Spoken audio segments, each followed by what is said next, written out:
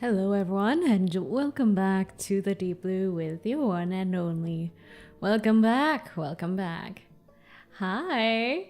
Hello everyone, I am Noira, the sea fox who sells escapism and daydreams, and it's good to have you guys back at the Deep Blue. How are you guys all doing? And as I said yesterday, I'm very excited today because I get to drink whiskey, which I have been wanting to drink for the past 2 weeks. Am I echoing? Always. It's my mic settings. I haven't put together the funds to actually fix my room and stop it from echoing, so it happens. It happens, unfortunately. And a hydrate? I'll drink whiskey to that. Hold on. Did I share my set? Am I echoing really bad, or is it just like a tad bit? Like how bad is the echo? Hold on, let me greet you guys who have come over to the Deep Blue. Let's see who got here first.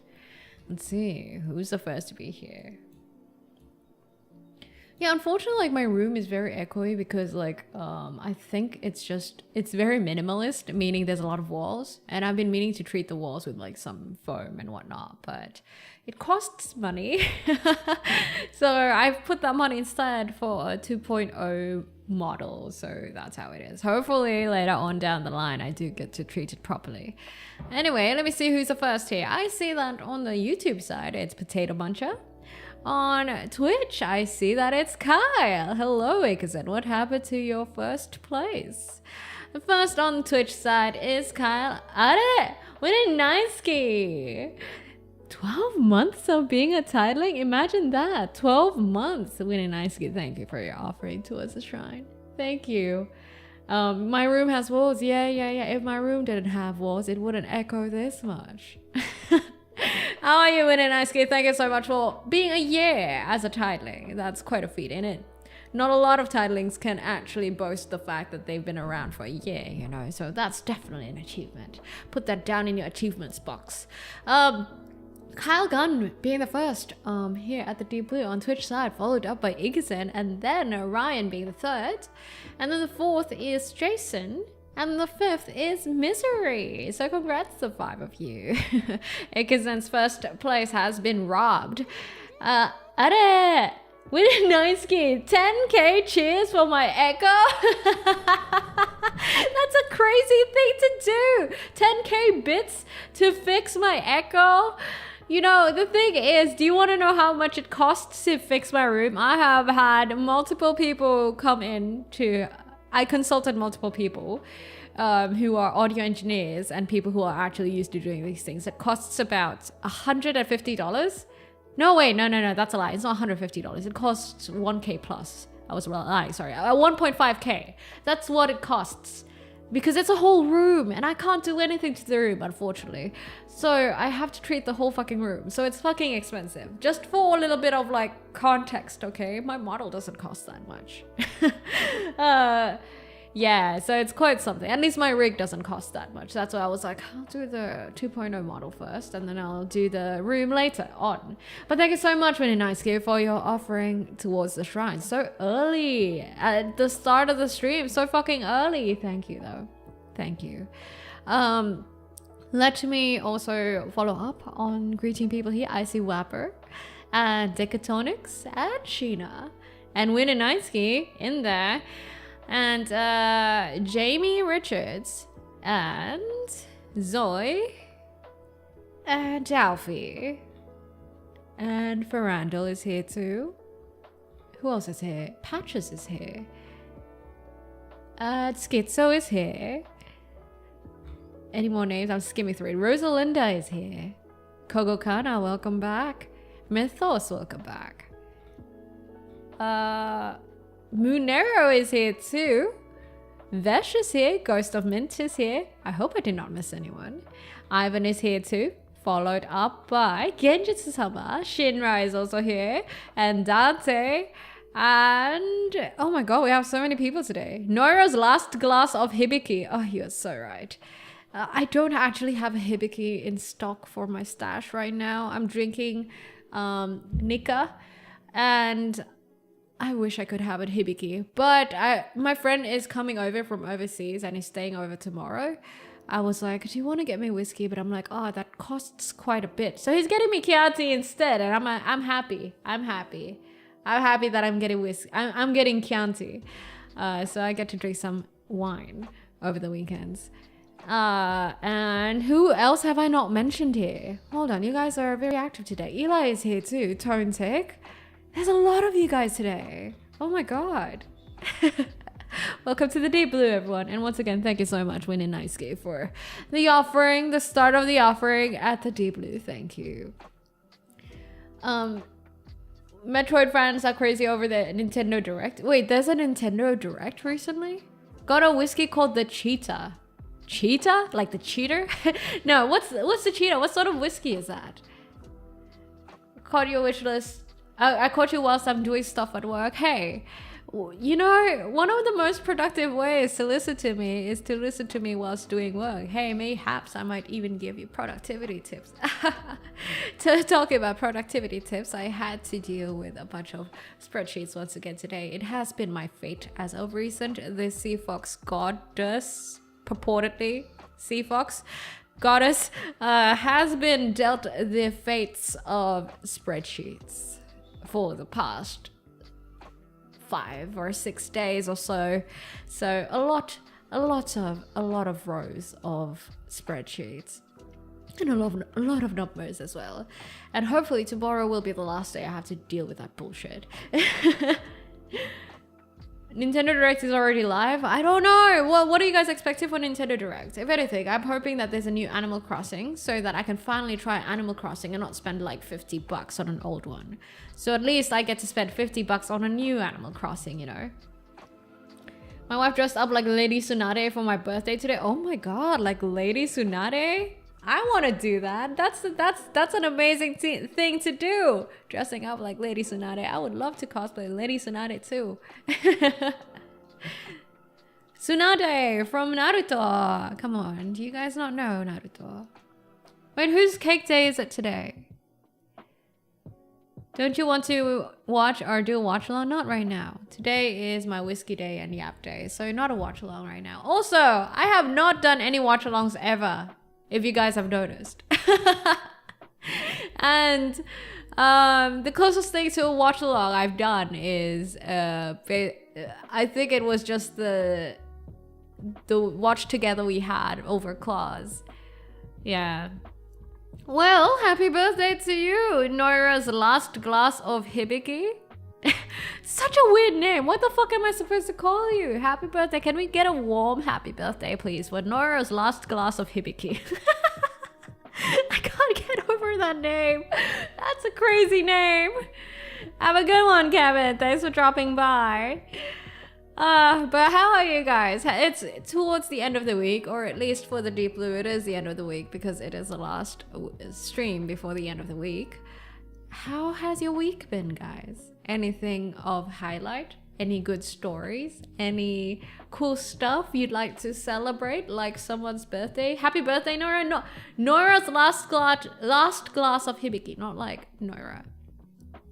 You've been playing Sifu for a bit, no? How's the game for you so far? I just beat the final boss early myself. Unfortunately, I have not been able to find the time to play it again. Very unfortunate. Yeah. So, like I said, I've been quite too busy since the start of the week, so I haven't really been able to play any games outside of work at all. If anything, I was able to play like 30 minutes of Ragnarok Online earlier, and that's it. The rest of the day I was working. I've been working productively to Ragnarok Online music for yesterday, I think, since yesterday. So I was like, oh, I really want to play Ragnarok Online, so I did for like 30 minutes and then I dropped it. Official work week, I'm pretty happy about that, as I can no longer be broke. Hey, it's nice, isn't it, to have some sort of monetary income? It is so good to have some modicum of financial freedom. Congrats. Took my boyfriend to his first nightclub, and how was that experience? Someone's first nightclub experience. My first nightclub experience was, well, I did not get drunk. I think I've never gotten drunk in a club, actually, now that I mention it. Now that I'm thinking about it, I don't think I've ever gotten drunk in a club. At a club. No, it's always like That's a lie. I've gotten drunk at a club once. I moved cities and I got drunk at that place on the first night. It was a club. Yes, I remember that. That was one time. Other than that, I've never gotten drunk at a club. Hello, Warden. Welcome. Financial freedom means more Noira butt stickers. Yes, please purchase my butt stickers. I was in a club but not at night, so I don't think it counts. Yeah, if you're not partying, it doesn't count. You know, she's a precious puppy. She's so small. She's still a baby. You know, apparently I discovered recently that Noira is a very popular kitten name. So yes, kitten Noira. Meow meow. Kitten and cat name. Very popular cat name, especially for black cats. If you want to check that out, look up Noira on Reddit.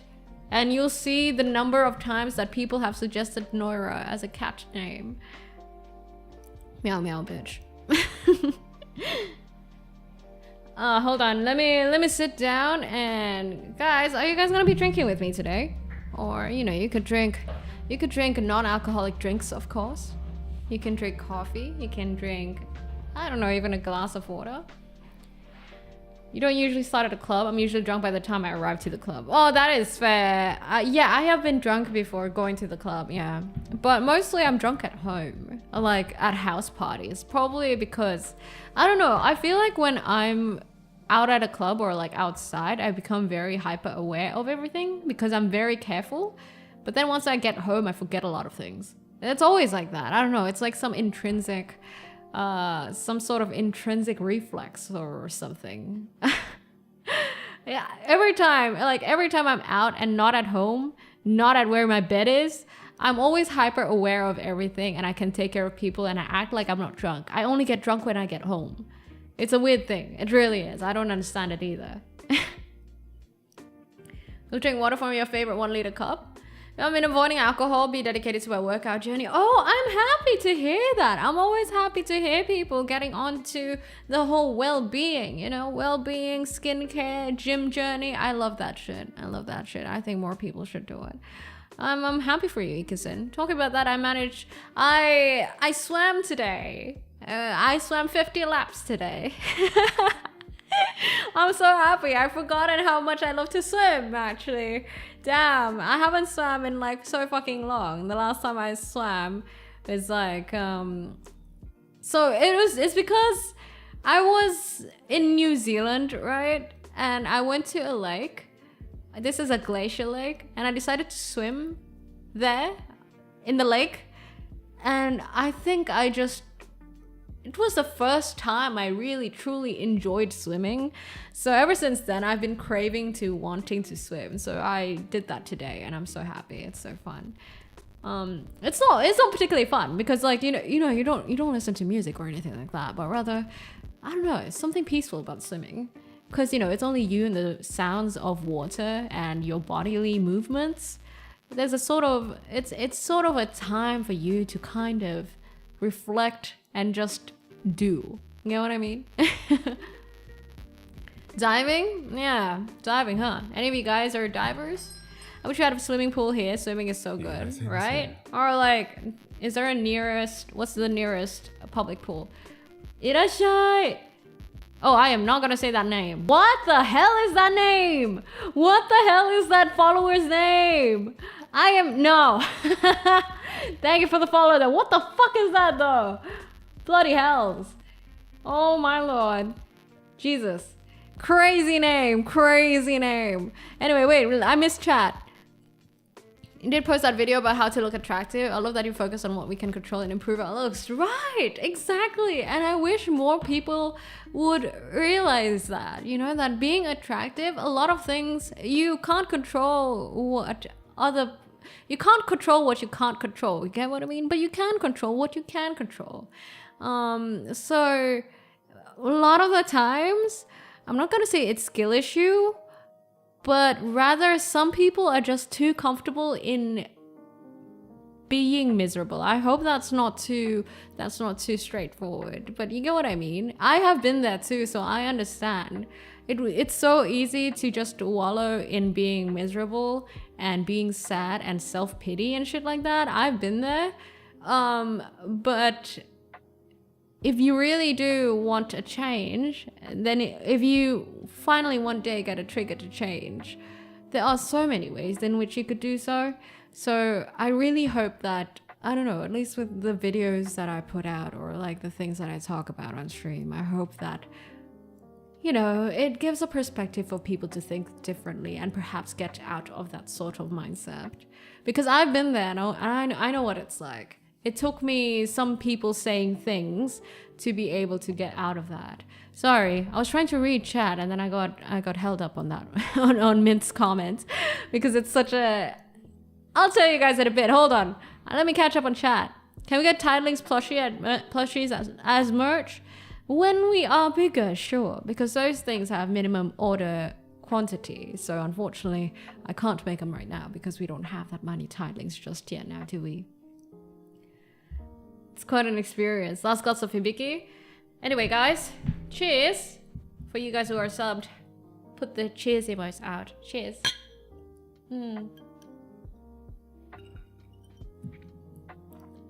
Oh, that is good whiskey. Whoa. That's smooth with a sweet aftertaste. I'm like surprised. Cheers. That is good. This is only my second time drinking that, by the way. That is really good. But yeah. Let me tell you guys what I did over the week. So I think for this week, I decided that this week would be the day that I tackle a lot of things that I've been avoiding. I don't know if you guys remembered, but I've been saying that I've been wanting to get diagnosed for whatever the fuck I have. So I went to the psychologist. Like properly. I've been procrastinating on that for the longest time. And I finally did on Monday. And apparently I'm still in the process of getting diagnosed. But the psychologist is basically pretty fucking sure that I have ADHD. Or ADD. The H part, which is the hyperactive part, apparently has mellowed out. Are! Kenjutsu-sama! I'm not the one with the birthday! But Genjin-sama, thank you for the $50 tip. Arigatou gozaimasu. Thank you for your offering towards the shrine. It's not my birthday though, but thank you. Thank you. Wait, I don't know why my notifications are not popping up. I'm sorry. Thank you for the kind, generous offering, Genjin-sama. Yeah, so thank you. It's not my birthday though, but thank you. But yes, so I'm kind of, the psychologist is pretty fucking sure that I have ADD. And my next session is actually tomorrow, and they're currently trying to rule out whether I have OCD because funny story. I told the psychologist, I told her that, okay, this is how my brain works, right? When I'm presented with something like a problem with life, or like something that I do that I think isn't as good as I think it should be, I always problem solve it in my head. Meaning I would always be like, okay, what do I think went wrong, or how can I improve it? Okay, let's try this method. Would this be better? And then try it out, and just that whole feedback loop. I just go through all of that. And she heard that, and she's like, do you mayhaps have a tinge of OCD? And I'm like, I don't know. So currently they're trying to rule out whether I have OCD or not, which I don't really think I do, but hey, I'll let the professionals do it, right? But yes, back then I did have ADHD. Now it's just mellowed out to ADD. I was given the questionnaire for it, and I got called out so much. There's like a list of stuff, like the quiz for like, basically I was supposed to answer it, and I'm like, wait, what the fuck, this is all me. So yes, ADD. What ADD and OCD, what kind of combo wombo is that? I read up on it because the psychologist after that actually gave me the readings to read upon more. And apparently it's a rare combination, but it's there. And apparently in a lot of adults, a lot of adults get wrongly diagnosed with ADD when it's actually supposed to be OCD.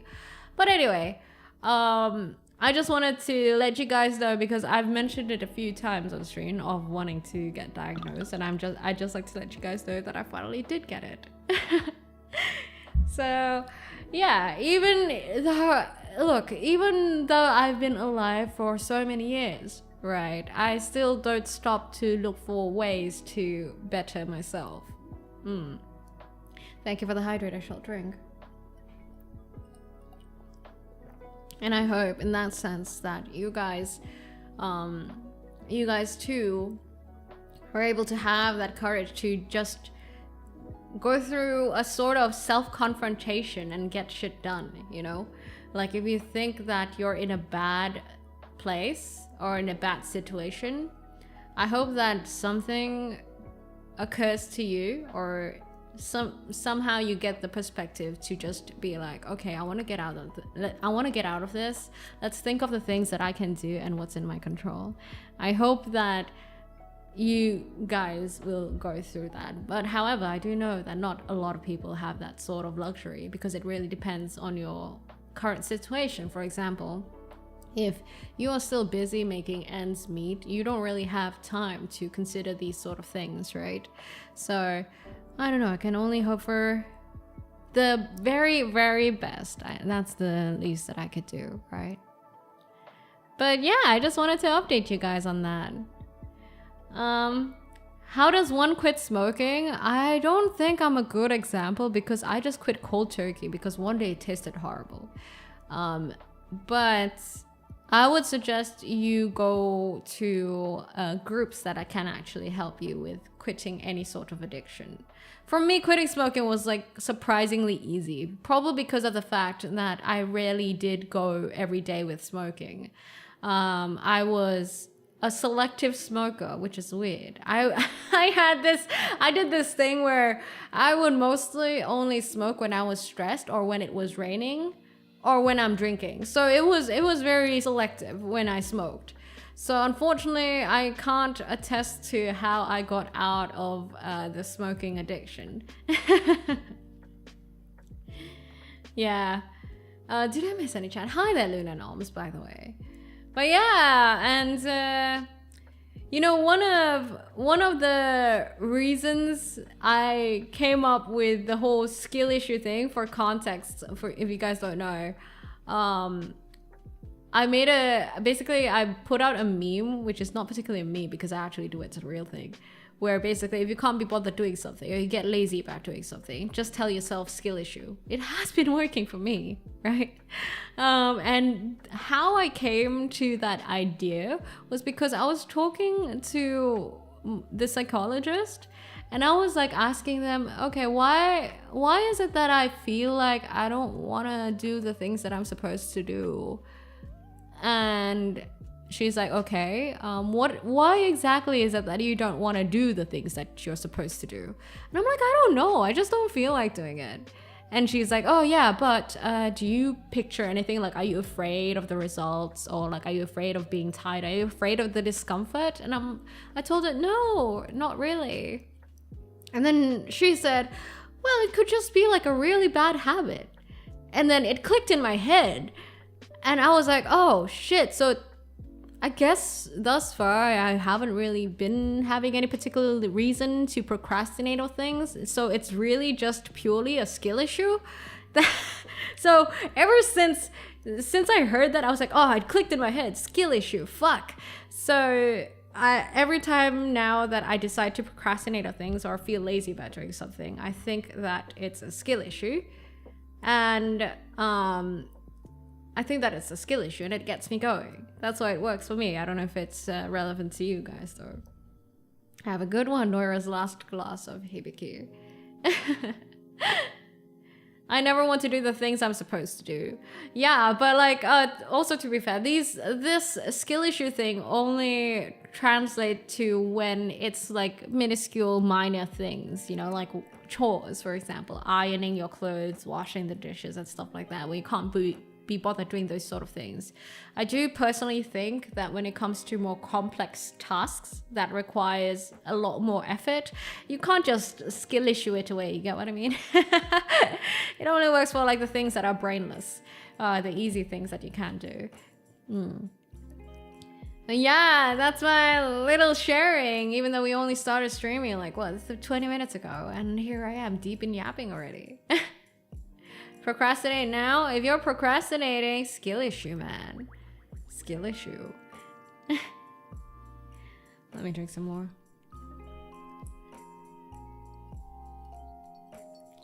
But yeah, hopefully in the new video, if you guys haven't seen it, the TLDR is that it's just basically talking about...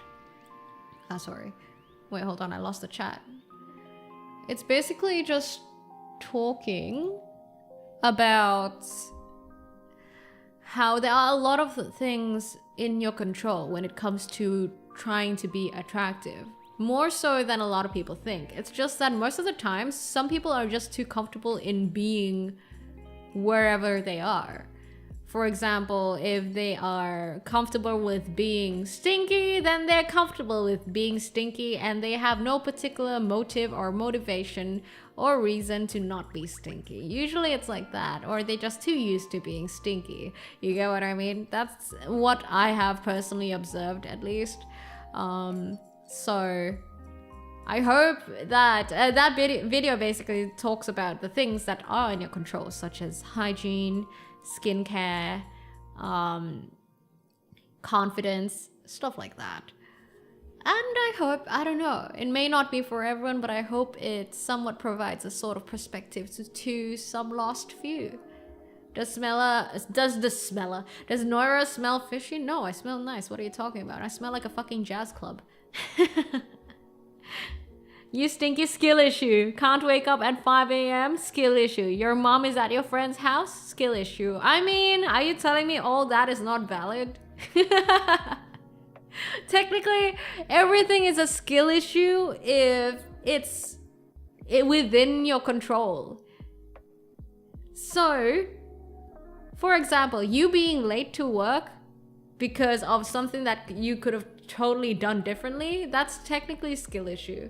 But if it's, say, you not getting that girl because she just doesn't like you, that's not skill issue. That's just called someone having a preference.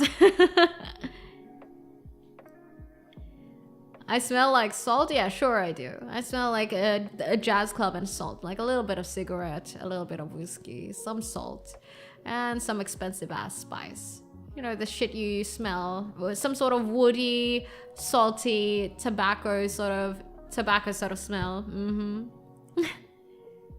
Noira can't play horror games. Skill issue. No, I admit to me not being able to play horror games as a skill issue.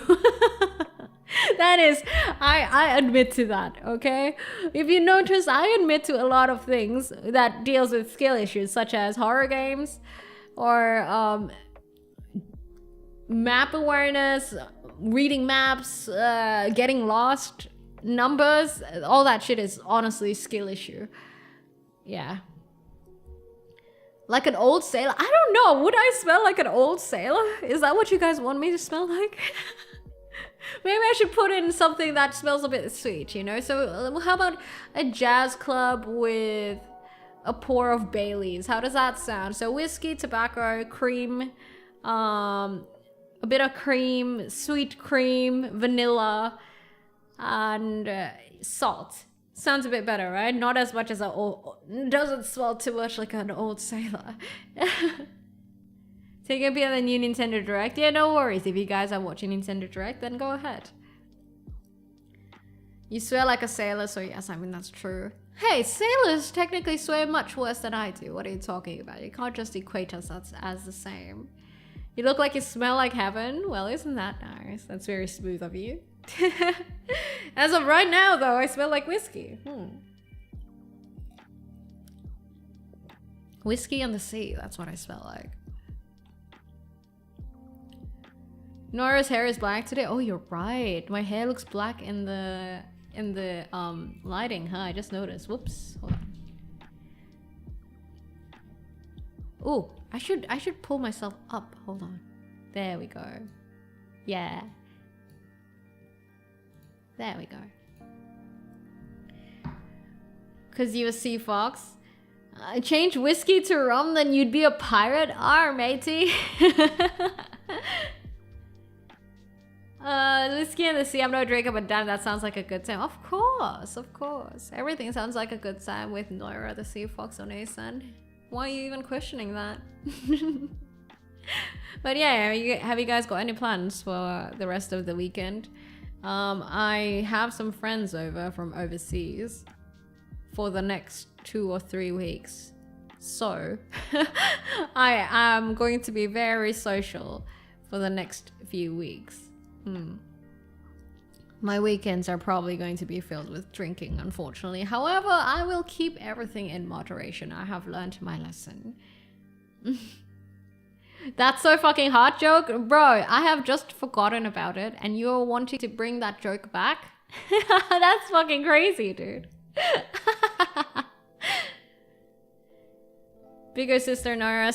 So many labels. Yeah, but the only one true label is the One-san, isn't it? One-san. One-san is the one true label. To rule them all. I do not believe I have any plans, but things always pop up on me. That's fair, that's fair. It's okay to keep your days free. It's fine. I do that often. I do that often too. Sometimes, you know, it's tiring to plan your days, isn't it?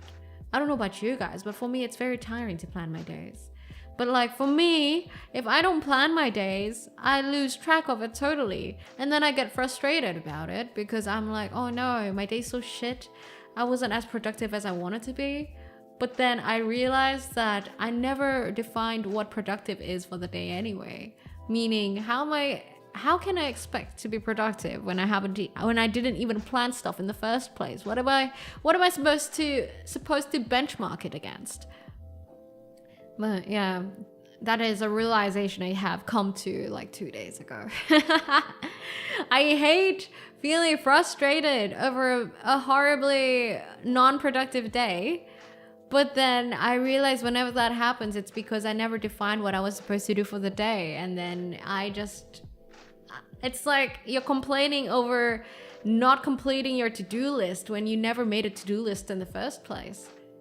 Also, having days where you cannot be productive is also a good thing, as being productive all the time can be stressful. Yes, everyone needs to learn the balance, and also everyone needs to learn how to rest.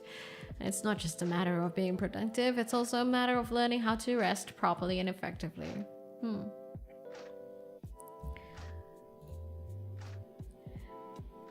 Feels like going blindly, going out there without a plan in mind. Yeah, I know some people who can actually operate like that though.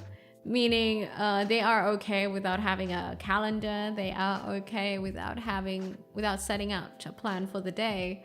For me though, it does not work. Is there an hour redeem? Hold on. Just about that.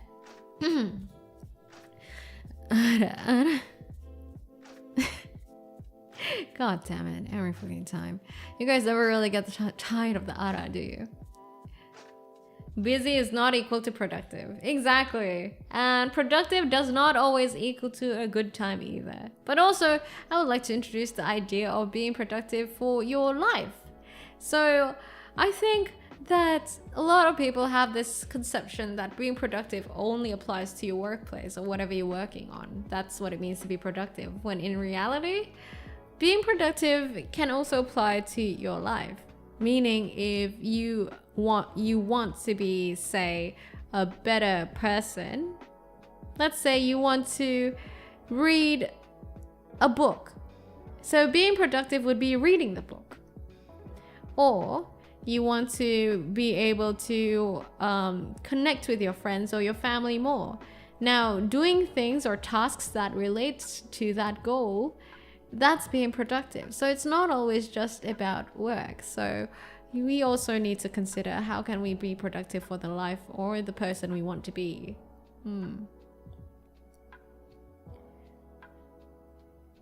Wait, bottle of Hibiki? You guys bought a bottle of hibiki and didn't offer it to me. Aren't you guys supposed to offer it to the shrine?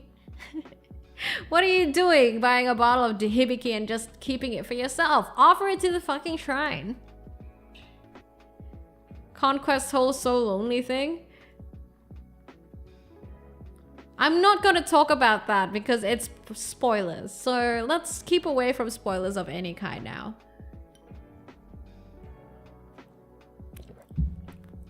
Hi there, Anomaly Nemo. How are you? Yeah. Is a new Invincible out yet? I haven't checked. It's gonna be my first time trying it, so no, I'm not gonna share on SMR. You're not gonna be able to finish the full bottle. Go have like a few glasses and give the rest to me. But yes, hibikis are good. Hibikis are good. Go drink some. Go drink some. You're waiting for the season to finish? Ah, good idea. That's what I used to do with One Piece. It's easier. It's easier to kind of just binge on a series in one go, right? So sorry I can't join today. I love the free talk so much. Have a good time. Oh, no worries. Hopefully you get to enjoy the VOD later on. Of course, IRL first, guys. If you titlings have IRL responsibilities, please do those first. My VODs are always around and I'll always be streaming again next week anyway. That's at least what I can offer to you guys, my beautiful titlings. Even though I don't stream as much as others or as long as others, the least that I can offer is consistency. So I'll be around next week anyway. You're getting a new Tomodachi Life. Oh fuck, I love Tomodachi Life. Oh, I'm gonna get that. Are we getting a new Animal Crossing though? I want to get Tomodachi Life and Animal Crossing. God, I love Tomodachi Life. That's a spoiler. Wait, some of you guys... Oh, damn. Okay, let's not talk about the Nintendo Direct then, if it can be considered a spoiler. So let's not talk about it. Let people watch the Nintendo Direct. Not another bottle home? I don't rob houses. No, I let people come with their offerings. I don't need to rob houses. Come on. A goddess does not need to rob. A goddess can make her followers and disciples rob for her. I'm not a goddess, by the way. I'm just saying shit. But also, if I was, you guys wouldn't know. No, I am not gonna do that, Decatonics. No. She's always there. She's blue hair, blue eyes hiding in your Wi-Fi. Yeah, and I'm always watching Discord, so I got my eyes on you, titlings. Plan on watching it like tomorrow. Don't want spoilers. Yeah, right. So, sorry. I did not know that it could be considered spoilers. So guys, let's refrain from talking about the Nintendo Direct. Yeah, let people enjoy it at their own times. Hi there, Cross9ers. And hello, Sly Maverick. Just came from the Nintendo Direct. I think so far we have had like, what, 3 or 4 people talk about the Nintendo Direct? I am not mocking you, Ekisen. No. And do I not mock you enough during Cults of the Lamb? Is that why my Wi-Fi is so slow? I don't know if I make Wi-Fi slow. I know that I make Wi-Fi salty. Whatever that means. I don't make Wi-Fi slow. What are you talking about? If anything, I exercise your Wi-Fi from demons. That's what it is, alright? So you need to be happy. If I was in your Wi-Fi, you ain't got no demons in your Wi-Fi. You should be glad about that. Okay, whenever he's on first. Yeah, exactly. Salty. Salty, not sultry. Salty. But yeah, let me take a sip of whiskey.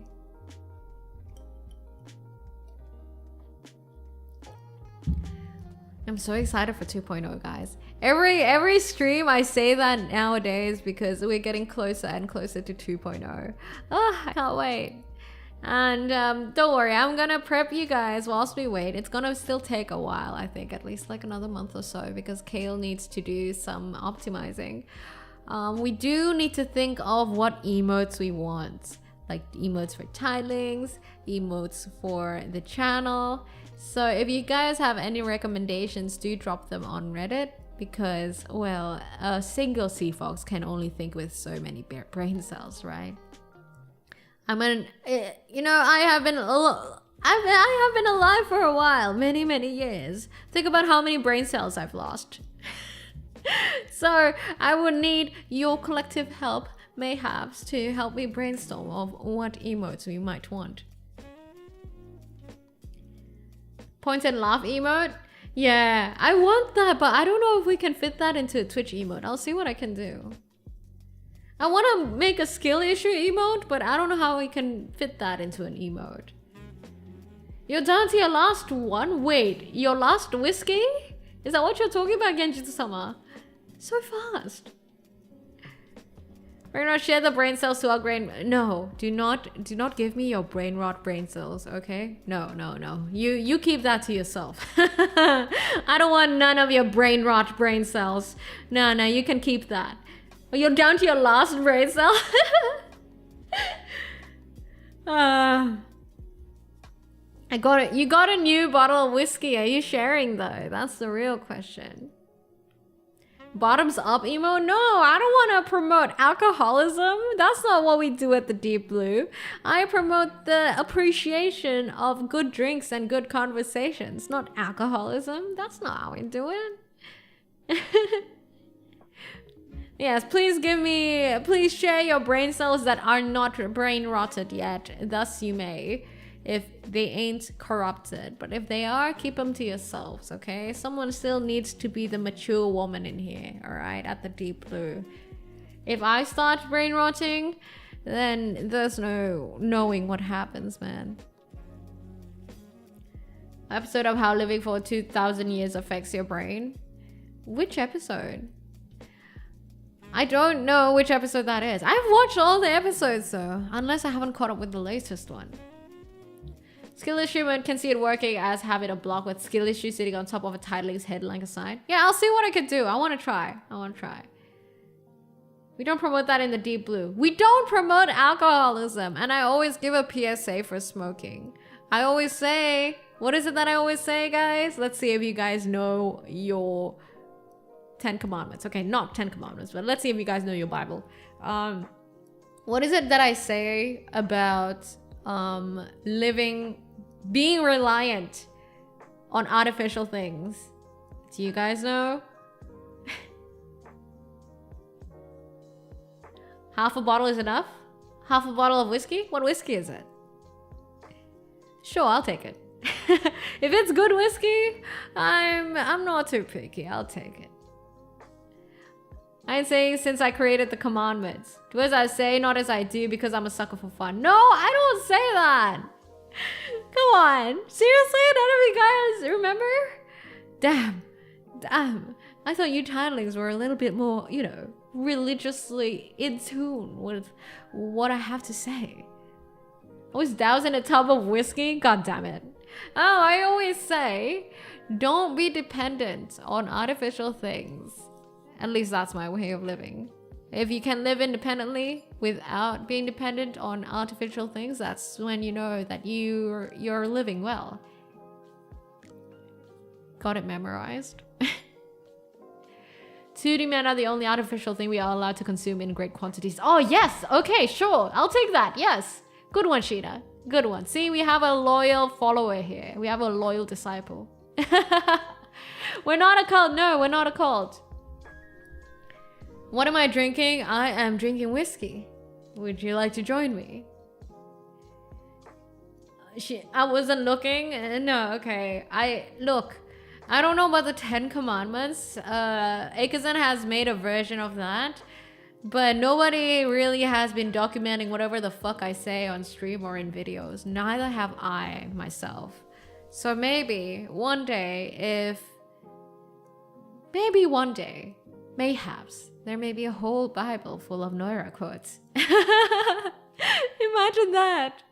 Oh my god. And people are really gonna start to think that I'm a fucking cult, that we're a fucking cult in here, or like I'm some fucking sham of a life guru, and then I'm gonna pop up in some VTuber drama and the VTuber goes, look at this VTuber, she's trying so hard to be a life coach, life guru, she doesn't even have any qualifications except for possibly being very, very old and ancient. Look at her trying to play her fan base into believing what she has to say. Just casually, slowly ruining their life with her sham of a life advice. Full Bible of Noira cults and we get it we call it receipts. Yo, no spoilers, Ryan. I said no spoilers. Come on.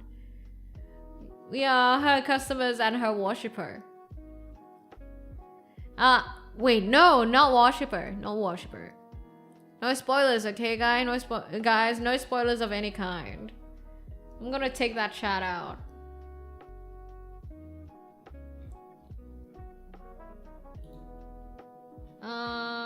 How do I do that? Fuck, whatever, I'll leave it. But yeah, no spoilers. Invincible is still relatively new. It's not like it's a 1964 movie or anything. Let's not do that. I've been Noira pilled. That's how I became a... What do you mean Noira pilled? What do you mean Noira pilled? Yeah, no spoilers, guys. Come on. We're a place for talks and not really a place for movie spoilers and the sorts. So let's not do that. We don't know. We may not know. Some people might have been too busy to catch up on things, you know. Some people might have just only gotten a subscription to the relevant platform recently. So who are we to say? Vibing and drinking and yapping? Yeah, exactly. Good whiskey apps.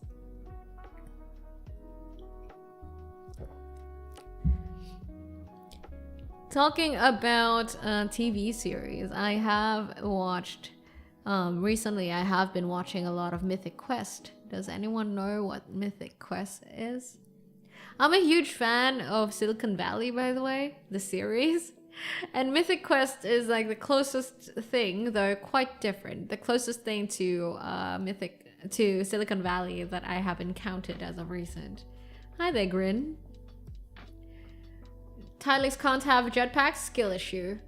No, tidelings are not getting any sort of mode of transport, okay? I don't want to spoil you guys. You guys need to learn how to be independent, alright? I can't spoil you guys at the Deep Blue. No. We can't ride Poseidon, skill issue. No, you guys need to walk, okay? Y'all need to walk. No jetpacks, no jet skis, none of that. No water gliders, whatever the fuck you guys want. No. You guys have to be independent. Plus, the Deep Blue does not have such funds to sponsor such items for transport. So please stop trying. And please stop trying to steal from other fandoms too. You are not getting items from other fandoms. No. I always assume the world always ran on free will. Doesn't it? Don't let Noira know about any plans to steal some jetpacks. I just said that. I just said that you guys cannot steal from other fandoms. No, you guys don't get to do that. Just walk, bro. Get your cardio in. Irashai. Isabel, thank you for the follow. Welcome to the Deep Blue. And we'll use fellow tidelings as jet skis? How? It's delayed returning. No. No borrowing. No nothing. Okay, leave the other fandoms alone. You guys don't need any modes of transport. You guys can walk to the Deep Blue or swim to the Deep Blue or whatever. Okay, get your cardio in. Come on. Lack of funds. The secret ingredient is crime. Let's unsink a battleship. Unsink a battleship? Does unsinking a battleship means Does that mean like gathering their ruins from the bottom of the ocean and just rebuilding it? Is that what happens? We're like Transformers, if we get together, we turn into a giant boat. I don't know where you guys are getting these ideas from. Holy shit. Definitely should get our steps in. Gotta burn my love handle somehow. Exactly. See, I am promoting cardiovascular activities for our fellow titlings because you guys have quite a tushy. So mayhaps it is time that you guys should forgo these modes of transport and rather just walk from wherever you guys are coming from. It can't be far, right? It can't be too far to reach the deep blue, right? Totally get one from the bottom of the ocean and not use finding one that is already working and using it without asking. No, you don't get to do that. We are all tushy. Oh. Have you guys seen the titling butt? The titling tushy is very juicy. Oh, that was bars. That was so bars. If you guys haven't, go to noira.me, like the website, and then go to profile, and then you get to see the titling tushy. Noira starts pilgrimage among her subjects. Pilgrimage? Wait, how the fuck did we get to pilgrimage? What the fuck? What are you? Yes, I'm gonna drink some water for sanity, thank you. Oh my lord.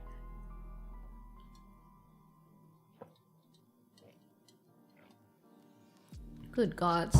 I might have to pour another drink in a bit. You made Tidling's legs too short. It'd wear down if we walk too much. What do you guys think you are? You think you're rubber or something? Your feet don't wear out. What the fuck? It's not like it's rubber. It doesn't wear away with friction. No, you guys are fine, okay? Make do with what you have. Making tidlings walk. It's a pilgrimage. Oh my god, a pilgrimage to the deep blue. Oh, that's fucking crazy, man. That's fucking crazy. And soon you guys will start parting seas and shit. Is that what's gonna happen? Tidlings pilgrimage for healthy tushy. Earn that cheeky rumps. Tidlings. Since deep blue is under the sea, does that mean we can go to Bikini Bottom and eat a crusty crab? The deep blue is not under the sea. It is not under the sea. See, this is why I'm telling you guys, okay? You need to study your history. You need to study about the deep blue, okay? That shit, that textbook shit is out on Reddit. The deep blue is not under the sea. It is not, so come on, get your history right, Tidlings. The cult demands the pilgrimage. Titling plushie merchandising when we grow. Hopefully one day we become big enough at the deep blue to the point that we can afford creating or putting in a plushie order, because those things I believe have a minimum order quantity of at least 100, and then maybe we can get a plushie. Fingers crossed to that, right, Tidlings? We make do with what we have to. No stealing. No stealing. It's a cult demanded we do. Not a cult. Not a cult. I'm saying that you guys should get your textbook shit correctly. Okay? The deep blue is just a little shop. Okay? It is above sea level. It is not under the sea. It is located at the sinking docks. But hey, I'm no lawmeister, so you guys can go read that shit up on the subreddit, right? Or consult your nearest knowledgeable tidling. What knowledgeable tidling? Who's a knowledgeable tidling do we have? Who's a knowledgeable tidling that we have here? Anyone who's confident with the law of the deep blue? I'm not even sure we have one. I feel like my tidlings don't read. So I don't know if I can confidently say that I have a knowledgeable tidling. You have memorized my lore, have you? Have you? Oh no, Mythos would know. Yeah, Mythos and Ryan would know, I think. Yeah, so you guys can ask Mythos or Ryan. There's rules. No, there. Oh yes, there's history. Let's just put it that way. So if you'd like to know about you know what? How about this? How about we read up on the lore on stream right now? I have my phone with me here, so I can do that. I haven't done that. Hold on. Oh, there's work. You guys wanna listen? Wanna listen to some story time over whiskey? Yeah, what the hell? You guys accidentally joined a quote-unquote cult and you guys don't even know the history of the cult? What the hell? What the hell? Story time? Story time. Hold on. I'll just go with the... You guys can read this on Reddit as well if you want at r/Noira. Alright. Here we go. So, first of all, this one's about me. This is like a little introduction about me. The afternoon sun bathes the Deep Blue's interior. Through the windows, golden light stretches across the weathered counter, where bottles of whiskey, wine, and mismatched glasses occupy a newly cleared space. Noira tidies the daytime clutter, her seawater tail trailing behind as she arranges makeshift furniture to create seating areas. Her watery ears twitch at approaching footsteps outside, and the soft crackle of vinyl fills the air as she lights a cigarette, its smoke curling lazily upwards like the thoughts she's about to share. The door's worn brass bell chimes softly as a patron enters. "Welcome to the Deep Blue," she greets warmly, making her way to the counter-turned bar with an unhurried spring in her step. As regulars fill the space and wide-eyed newcomers stumble in, Noira shares stories that flow as naturally as the drinks she pours, all while ensuring everyone gets acquainted. Her tales, whether mischievous adventures or profound observations about life, carry the weight of experience that makes everyone wonder, just how old is she? Old enough to know better, young enough to still make interesting mistakes, she'd say, with a knowing chuckle, taking a thoughtful drag of her cigarette. That is the canon little intro of yours truly. Alright? Now let me drink. Hold on. So yeah, guys, I'm old enough to know better, but I still make interesting mistakes. Isn't that a good balance?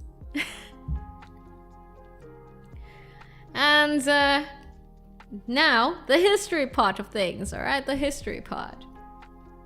The world setting. In the year 20XX, meaning it's in the future, the Shadowfall happened to Earth, where monsters and nightmares of all sorts began terrorizing human civilization. After several decades, survivors only remember the darkness fading away, and discovered a valuable resource called nectar that's only found within the leftover shadow zones.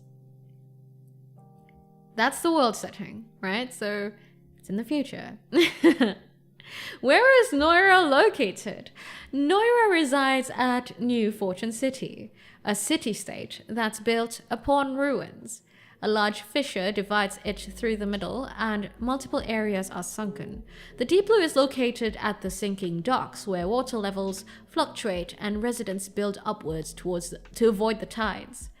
Old structures are decorated with vertical and rooftop farms, whilst the waters are bustling with floating markets.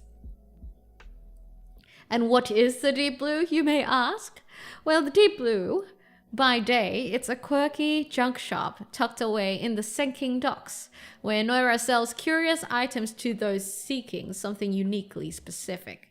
As afternoon arrives, it transforms into a cozy makeshift bar where Noira attends to patrons who seek a peaceful escape from the bustling world, all while sharing good conversations and a drink or two. See? The Deep Blue is not under the sea. It's not under the sea. What do you guys think of the lore thus far? We still have a bit more, but you know, I'm of course going to take a... I'll pause there. I'll pause there. Because after that, we get to talk about titlings, cult allegations, and the shrine. But See all these things that you guys are missing out on? Shop by day, bar by noon, question mark by night. I fucking sleep, bro, at night. When the do you think that the sea fox does not need sleep? Oh, hi, Kurt. Welcome to the Deep Blue. Welcome back. Imagine, I like my beauty sleep. Excuse you. How do you reckon I'm able to stay this fabulous? Hair whip. It's because I get enough sleep. That's why. That's how. We need animated lore. Animated lore is so expensive, unfortunately. I would if I could. Have a good one, Kurt. Have a good one. And have a good one too, Dictonics. Thanks for dropping by. Are you guys ready to hear the rest of the lore? Now, these ones are mostly you guys. It's about you guys. So let me take in my potion of reading, aka my whiskey, and read you the rest of it. No, I'm not gonna read character stories just yet, because we have not accumulated enough. Once we do accumulate enough character stories, titling stories, then don't worry, I'll dedicate a whole stream to it. I'll dedicate a stream reading to it. Yeah, we're gonna eventually read it out, of course, but like, we need more titling stories before we do that. All right, so now about the titlings, okay? Listen up, titlings. Listen up to the stories. Listen to your history. Patrons who visit the Deep Blue often enough, and perhaps share a laugh or two with the sea fox behind the bar, might find themselves handed over a little pin. "You're a titling now," she'd say, in which other customers who catch sight of us would start gleefully chanting. What do we chant? Titlings? Let's see if you guys know. I'm gonna wait because there's a stream delay. Yeah, Ikazen got it. Ikazen got it. Mythos got it. Yeah, exactly. Irashai, Cybertiger. Thank you for the follow. Welcome to the Deep Blue.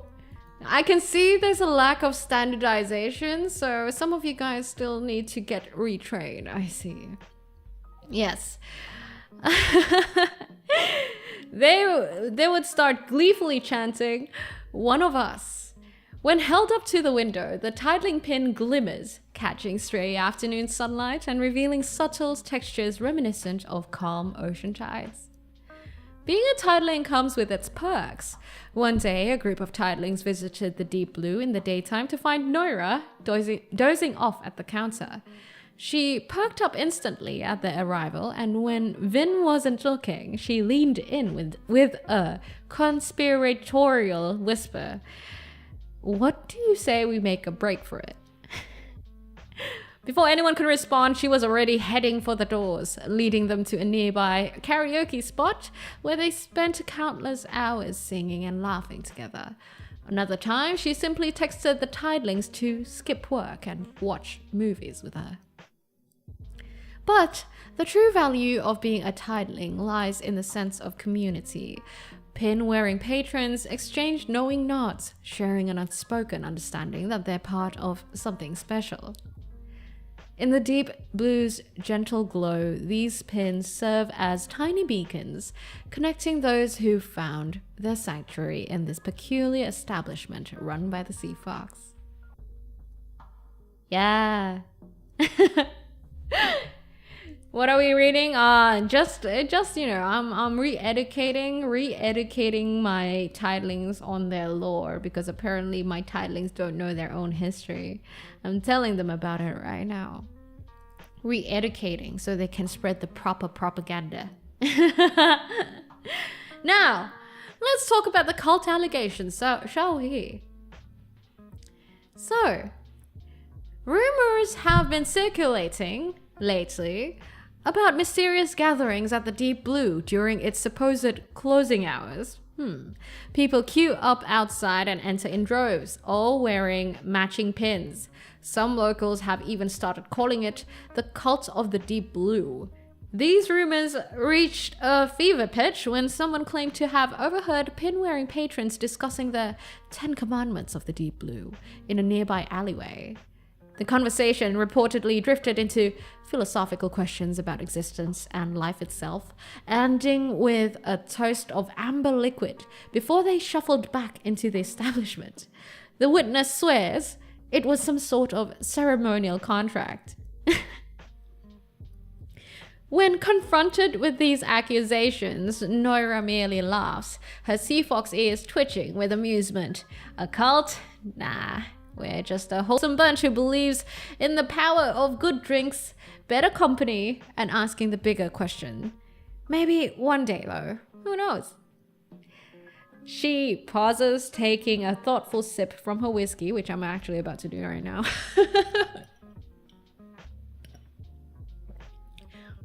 Followed by a little smirk as she takes a drag from her cigarette.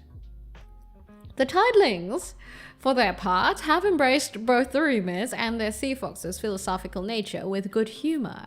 Some have taken to greeting each other with exaggerated ritual gestures, while others dramatically pose existential questions at the shrine, much to Noira's eye-rolling entertainment. On April Fools, a group of spirited tidelings even went knocking door to door to ask, "Excuse me, do you have a moment to talk about our Lord and Savior Noira?" Which one of you guys did that? Of course, anyone who's actually spent time at the Deep Blue knows the truth.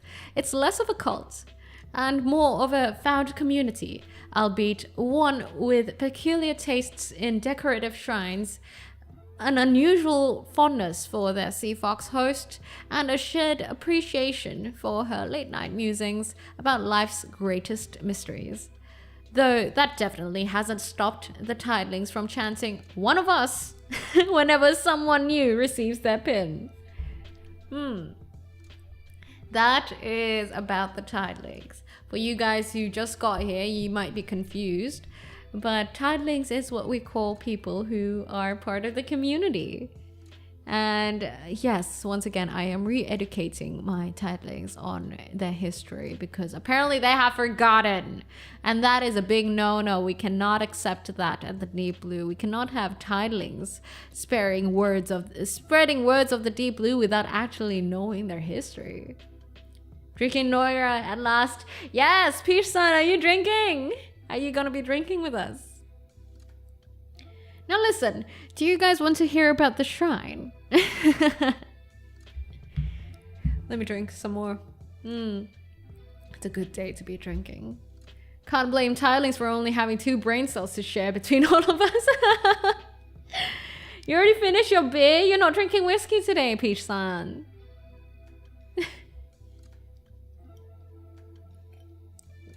How am I supposed to trust you guys if you guys don't know your lore? How can you guys go knocking door to door if you guys don't know your lore? What if people question the Deep Blue? What if people question the legitimacy of the Deep Blue? Oh yeah, nah, if it's morning, please don't drink. Please only drink if the time is right. And of course, I'm forcing none of you guys to drink. And it's totally fine too if you want to drink non-alcoholic drinks. Tell us more. Okay. Now, about that shrine, yeah? Just past the Deep Blue's doors sits the shrine, an elegant display that appeared mysteriously overnight. Its origins and purpose unknown, or so claims the sea fox. A tradition soon emerged. Tidelings began leaving carefully chosen tributes.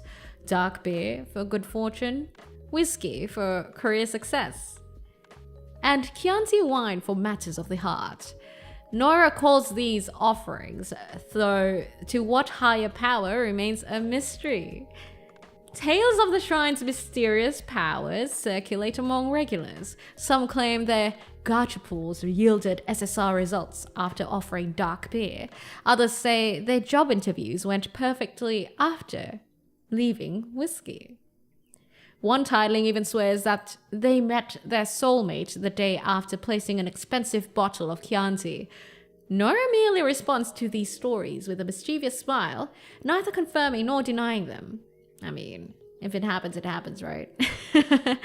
Regulars often catch her appreciating the growing collection of offerings, though they can't help but notice items mysteriously disappearing by the next day. I wonder why. Anyway, yes, that is the TLDR introductory law of the deep blue. So be knowledgeable, lads. Be knowledgeable. Good day, lad. Would you like to hear about our Lord and Savior? Are you part of whatever this is now too, Pearson? I'm not saying I never say that I get my whiskey from anywhere specific, okay? I buy my own whiskey, okay? I'm not saying, I get my own whiskey. You guys don't have to know from where. Just spreading the truth. Yes, spread the word. Spread the word of the deep blue. Talking about the word of the deep blue, we recently reached 7K followers on Twitch, guys.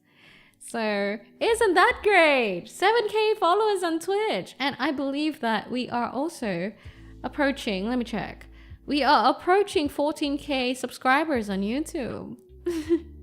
Milestones, baby. Milestones. Oh God, I'm getting a bit buzzed. That is a ton of us. 14K and 7K. How much is that in total? Please don't make me math. Can a smart mathematician titling please give me the numbers? Well, it's 14K plus 7K. Can someone do that for me? 21K? Thank you. Yes, don't make me do numbers, all right. 21K! That's a good lot. That's almost a quarter of 100. Yes, I'm correct. That's almost a quarter of 100. So it's definitely a lot of us. And, I think I'm happy I would not have known that I would have gotten this far. So we are gonna go for world domination soon. I'm not saying we are, but one step at a time, right? One step at a time. You gotta start somewhere. We can make a very large tiling tower. No, you guys will not do such things. You guys shall not become... Is it the Tower of Babylon? Was that what... Jericho? Something from the Bible that I can't recall right now. I'm sorry, my Bible knowledge is kind of shoddy. Drunk Noira math stream when? You will never catch me drunk on stream. No. It has happened before. And every time I do, I regret it. So you guys will never catch me drunk on stream. I always end up deleting the VOD. Thank you for the hydrate. I shall drink some water. No, sorry for being late. No. You're all good. We were just talking about the titling history. I was saying that titlings, before spreading the word, they should at least know all about the deep blue. So when people ask, at least you guys know how to answer, right? When people question your faith, you need to know how to answer back, right? And yesterday was wild. Oh yeah, it did sound wild, Jackson. How was your day today though? Hope it was better. There was this time on Tech Tourist channel. Oh yeah, let's not talk about that. Look, the funny thing is that even then, I wasn't super drunk. I wasn't drunk, Sheena. I was just super buzzed. You have not seen me drunk. Oh my God, I am a menace when I'm drunk. I'm quite cheery already in general, right? And I already speak quite candidly in general. But when I'm drunk, it's horrible. No. Okay, so TLDR, what happened is that I think I've mentioned this story to some of you guys before, but I was in Manila a while back, and I was in the Philippines for a tad bit for a Twitch gathering, the first Twitch community gathering in Southeast Asia. So I visited Manila for that. And I got to meet a lot of friends, and that's nice. A lot of VTuber friends and everything. But another thing was that someone was actually recording the whole event, meaning there's footage, and also there was a live stream of the event. Now, of course, being the VTuber that I am, I use a face mask and everything, right? But the thing is, my outgoing tendencies kind of appear when I drink quite a lot. The thing is, I didn't really eat and I just drank. I didn't have dinner. So I suddenly got buzzed really quick and I got very social. I was talking to everyone and people were like asking, apparently, according to Manager's son, people were like, who is she? Not in a bad way, but like people were like curious, like who is she? And people thought I was an IRL streamer and stuff like that, so they were like questioning my face mask and everything. And I actually even talked to a sponsor as well, who basically handles brands for like skincare and shit. And I'm like, oh, I want that skincare. And then they found out I was a VTuber, and they're like, oh, with a disappointed look. Because they introduced themselves to me and I'm like, oh yeah, I have a channel here. This is who I am. I'm a content creator. But then I show them that I'm a VTuber and they're like, oh no. Because obviously you can't sponsor skincare to a VTuber, right guys? So yeah, quite an interesting day. I was on the live stream footage quite a lot because the guy who was doing the live stream was actually basically the bartender, and I kept coming back for drinks. So I think I was on the camera a lot. Yeah. And yeah, I got to know way too many people. But that was quite a day. I'm very social when I'm drunk, guys. It is what it is. I'm very social. The more alcohol that I get in my body, the more social I become. And it's not as if I'm not social as is. So you can only imagine how much more social I get. It's crazy. It's crazy. But yeah, that was my bad. I didn't drink enough water. I did not have dinner. So that was like a quick recipe for disaster. Well, at least being friendly social drunk is better than being angry drunk. Well, of course, yeah. But not only am I social when I'm drunk, I just like the regular Onesa trope, I do get very flirty when I'm drunk, which is bad because I actually have no intention of doing so. It just happens, okay? It's just a natural thing. So that's also one of the reasons I try to not drink too much alcohol. I don't want to give people false expectations, man. I haven't been here for that long, but you seem like a really cool and chill VTuber. Keep up great work. You do great things. Oh, thanks, Death Rule. Thank you. That's very kind of you.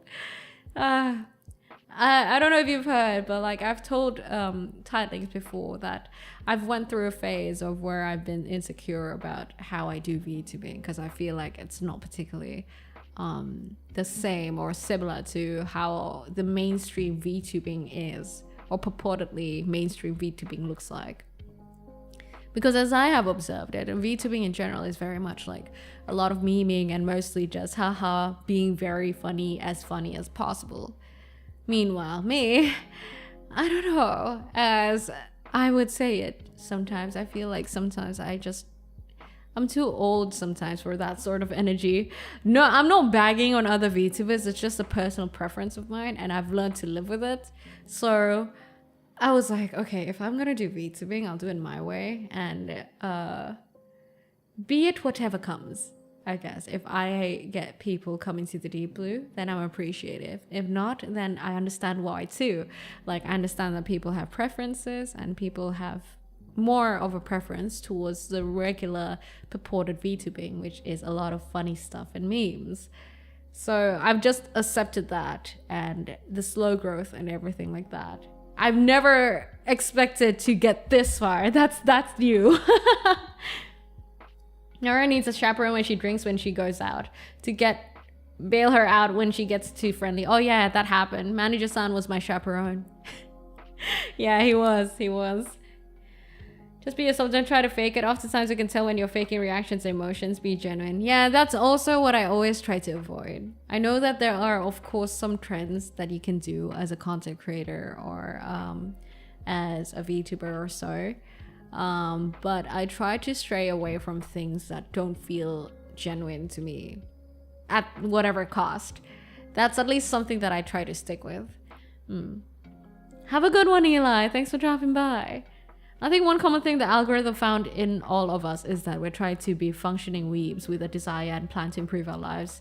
And thus you appeared on our homepage at some point. Really? No, okay. So I have noticed that I'm always stuck in the VTuber algorithm. Like Miss Gal, hello. And I was thinking whether it'd be possible to get out of it. But I don't know if normies will want to watch VTuber content. But like, I also thought that, come on, VTuber watchers wouldn't want to hear the shit that I want to say. The shit that I have to say. You know what I mean? That's what I thought. But alas, here you guys are. Your style is definitely matching a subset. Yeah, supposedly an older subset too, according to my analytics at least. Which is what I appreciate too.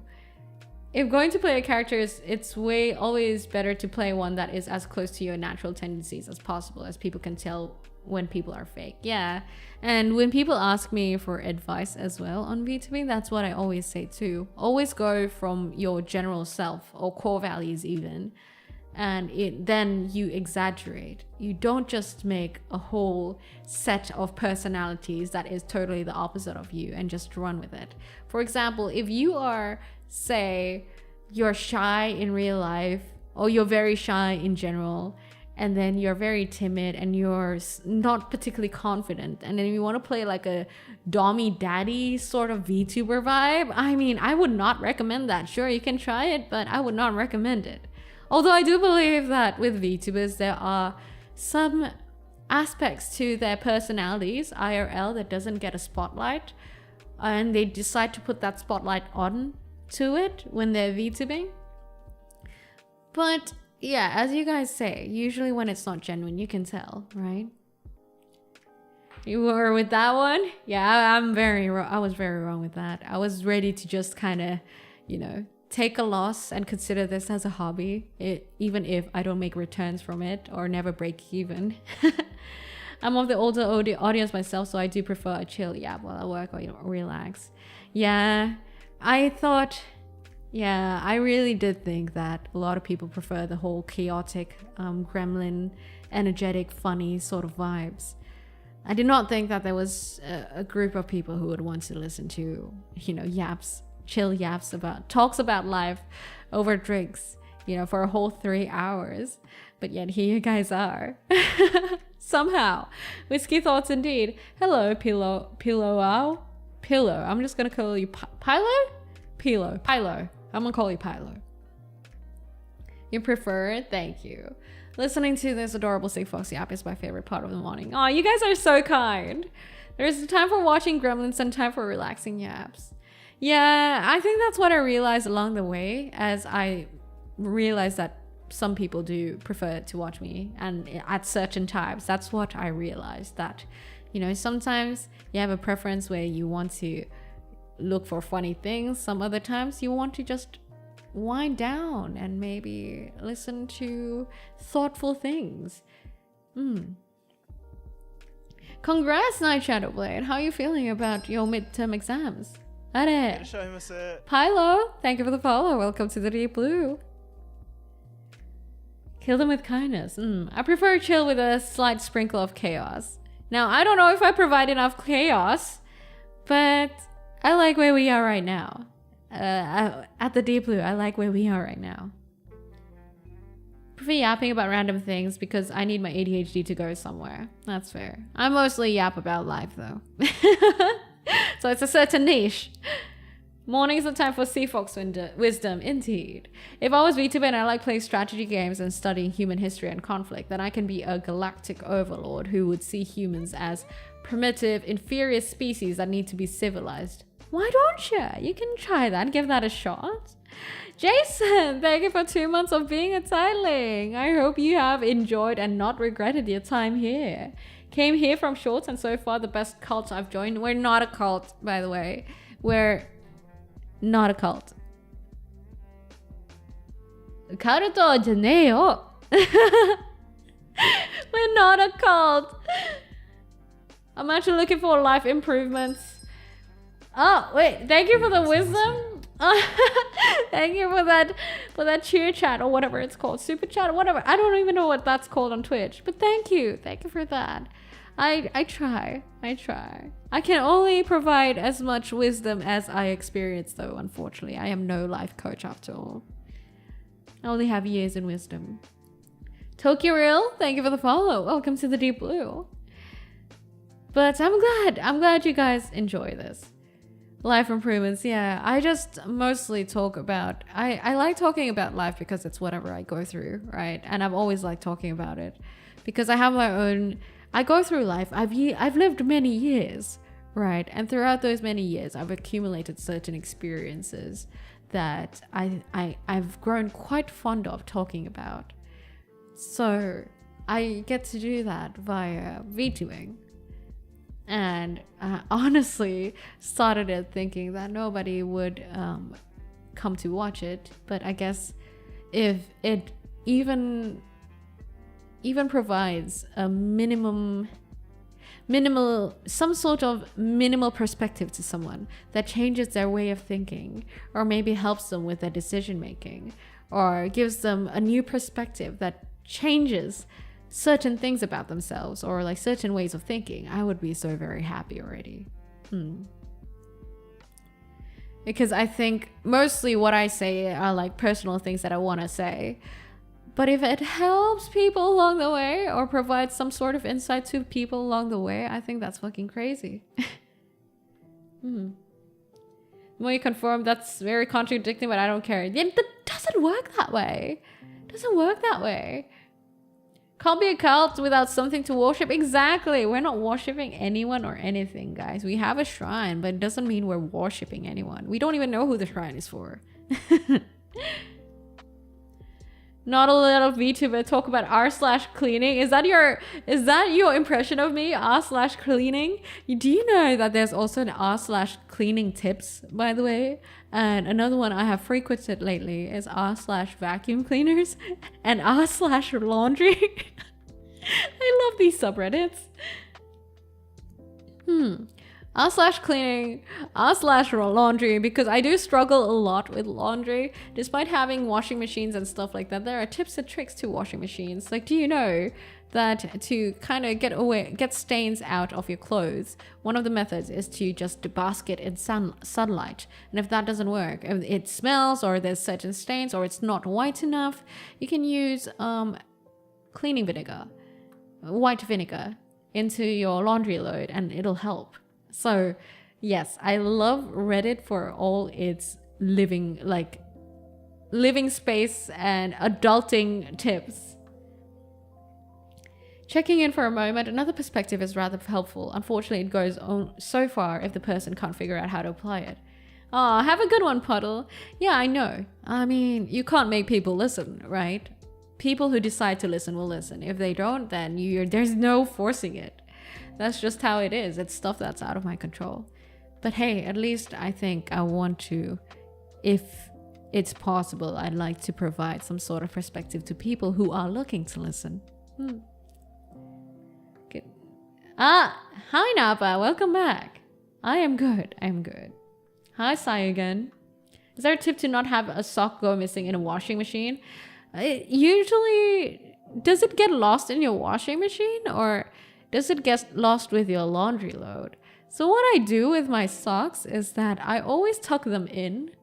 Like I roll the pair of socks into a ball. That's the only way I can keep track of my socks. And then whenever I have like a single pair of sock, I would like have a dedicated space to put it at until I find the other pair. That's how I manage my socks. It's a skill, guys. Thursdays I normally sleep in because it's my rest day of the week. But because I watch a stream on my TV, Otis the puppy has grown an interest in watching you and got mad that I did not put it on and was trying to paw the remote to turn it on. Oh my god, are you kidding? That's so cute. Can we get a picture of Otis, please, on Discord? Oh my god, that's so cute. That's so cute. Otis has built a habit with you. That's so wholesome.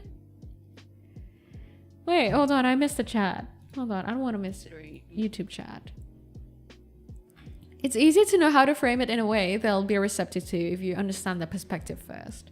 I mean, the thing is, like, I don't know if I can understand other people's perspectives. I can only understand things technically from my perspective.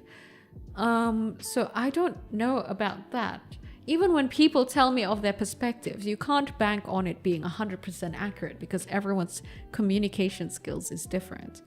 So I just hope that, I guess, my perspective can resonate with people, because that's truly the only perspective that I can speak from. If a sock gets lost, it often get lost between the rubber seal and the washer. Oh yeah, or that.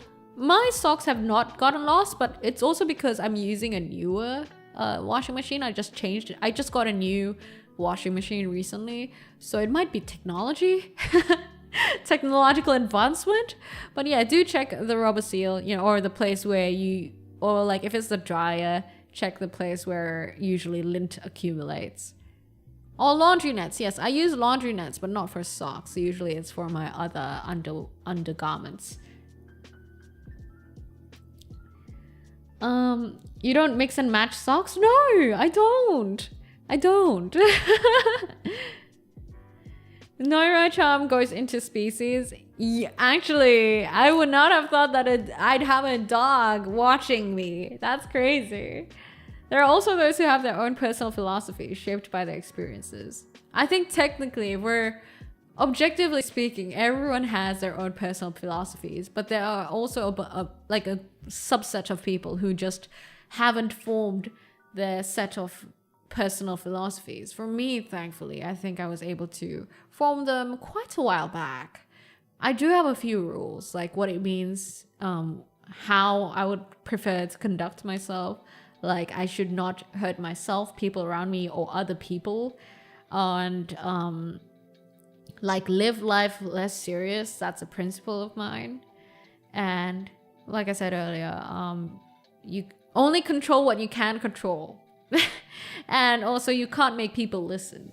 These are kind of, formed from my own personal experiences. And I don't know, I don't really talk about them much because they're kind of, I guess, in my subconscious. So, and also I have shitty memory. So it's kind of like just settled in my subconscious that I don't really remember the exact words or the exact list that much. So, but it's just there. Emotional intelligence goes a long way with developing your psychological rules. Yeah. It always stems from self-awareness. Or like the emotional awareness. And not just self-awareness, but rather emotional awareness. Meaning, it always starts from first realizing that you're experiencing a certain emotion, and then you start questioning it, or you start to what's the word I'm looking for? You put logic into it, like, why are you feeling this way, and what is this feeling? That's always where it starts at. Yeah, analyze it. You analyze it in an objective and logical way. That's emotional awareness, and everything in that's related to emotional intelligence always starts from there. Everyone knows, thank you by the way for the 10 bits share. Everyone knows it's the underpants gnomes that are branching out and adding socks to their assets. So yes, if they could stop stealing my panties, that'd be nice. That's not putting logic where emotions are is worst you can do. No. You need to look that up. I would like to humbly argue that. So, also, I'm not saying... Good decision making comes from both a combination of logic and emotional awareness. It's both. I truly believe that. And also, what I mentioned earlier was figuring out why you feel certain things and why, and what that certain feeling is. That's what I meant. That's emotional awareness. So I'm not saying that you should always rationalize your feelings. No, but you should always know why you're feeling a certain way. There's a difference to that. And if you doubt me, well, there's a whole book about that. Look up Emotional Intelligence by Daniel Goleman. Foxfly, thank you for the follow. Welcome to the Deep Blue. But hey, that's my personal belief, and that is also based on what I have read. Isn't self-awareness and emotional awareness one of the same? No, self-awareness, I don't think so. Emotional awareness is a little bit more specific, isn't it? Now, someone with self-awareness doesn't always have emotional awareness. Someone with self-awareness might be like, okay, I need to do this because of reasons A, B, C. That's putting logic into it, right? Putting logic into the reasoning of why you do things. But emotional awareness is realizing that when you do this thing, you feel a certain way. And then you realize that you feel a certain way because why? Well, that's for you to answer. Why do you feel this? And what is this feeling? And then you're aware of that feeling. For example, the example that I always give is that when the blood moon comes and my hormones kind of becomes volatile, I always catch when I feel like a tad bit too emotional, because I realize that, okay, this is a little bit, when this usually happens, I don't feel this way. Why do I feel particularly frustrated and angry today? Okay, I know that the blood moon is happening and usually I don't feel this way about this particular thing. So I understand that I feel this way and I'm feeling it right now, but it's not right. It's not the standard. Thus, if I accidentally hurt someone because of this, I need to apologize. That's how I reason with it, I guess. That I would like to think that takes a certain, not that I'm putting myself on a pedestal, of course, but like I'm just trying to give you guys, I think, perspective. That's how my emotional awareness works, I think. I know, my pronunciation's weird. Shut up. Pedestal. There you go. Pedestal. It can also help with figuring out when people are trying to use your emotions for their gain as well. Yeah. I have my own theory on the brain and body and its chemicals and signals. And yeah, I mean, if you have your own theory and your own thoughts about it, why not explore it by looking up research on it? For sure. Having both is handy, like having a CPU and a GPU. Exactly. Maybe there is some language barrier here. It's quite a heavy topic, but emotions are supposed to be felt. Emotions cannot make you do something. It's a feeling. That is scientifically wrong. I dare say that because it is. So how the brain works is that you have the amygdala, which stores emotional memory, if you'd like to put it that way. So for example, if you have been bitten by a dog before and it exudes pain and thus fear in you, when a dog approaches you, you feel fear. That is your amygdala recalling that memory. So scientifically, emotions, there is emotional memory that is attached to certain things that happens around you. I'm not saying that you shouldn't feel them. I'm saying that's how the brain works. Now, there is good that comes from being aware of that. I'm not saying you should feel it. You shouldn't feel it, sorry. If anything, with good emotions, I think you should bask in it. Like when you're like in love, that's a great feeling, isn't it? Then you might as well fully, optimally feel it. I am also a very feelsy person, by the way, so I totally support that. But there is benefit to being aware of it. For example, if you're fully in love, but then you realize that, hey, maybe you're in love with the idea of the person and not exactly because of what you've experienced them as, then, you know, there's some use to putting some logic into it. It takes both a balance of emotional awareness. It takes both a balance of emotions and logical thinking to make good decisions. Yeah. But hey, of course, we're all free to have our own opinions, okay?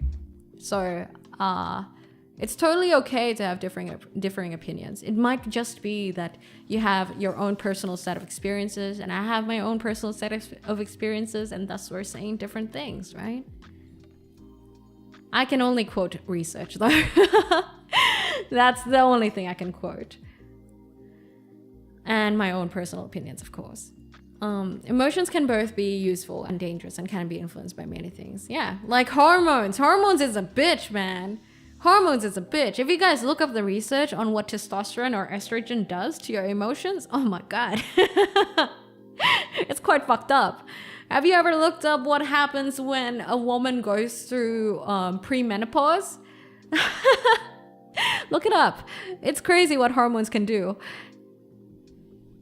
Mr. Stream, oh no worries. Yes, there's a VOD and you're here now. You're here now. It also explains why controlling our emotion, wait, I missed that. Controlling our emotion, control our own actions is encouraged. Not saying don't feel, but saying feel, but also understand. I do think that if you live without feeling, that is a life not feel English. Living without feeling is a life not lived. But I also know some people who aren't as in tune with feelings as other people. There is also a certain condition where it's like that. It is called alexithymia, where people feel but they don't realize that they're feeling certain things, or they're not in tune with their feelings. So definitely there are extremes to both ends.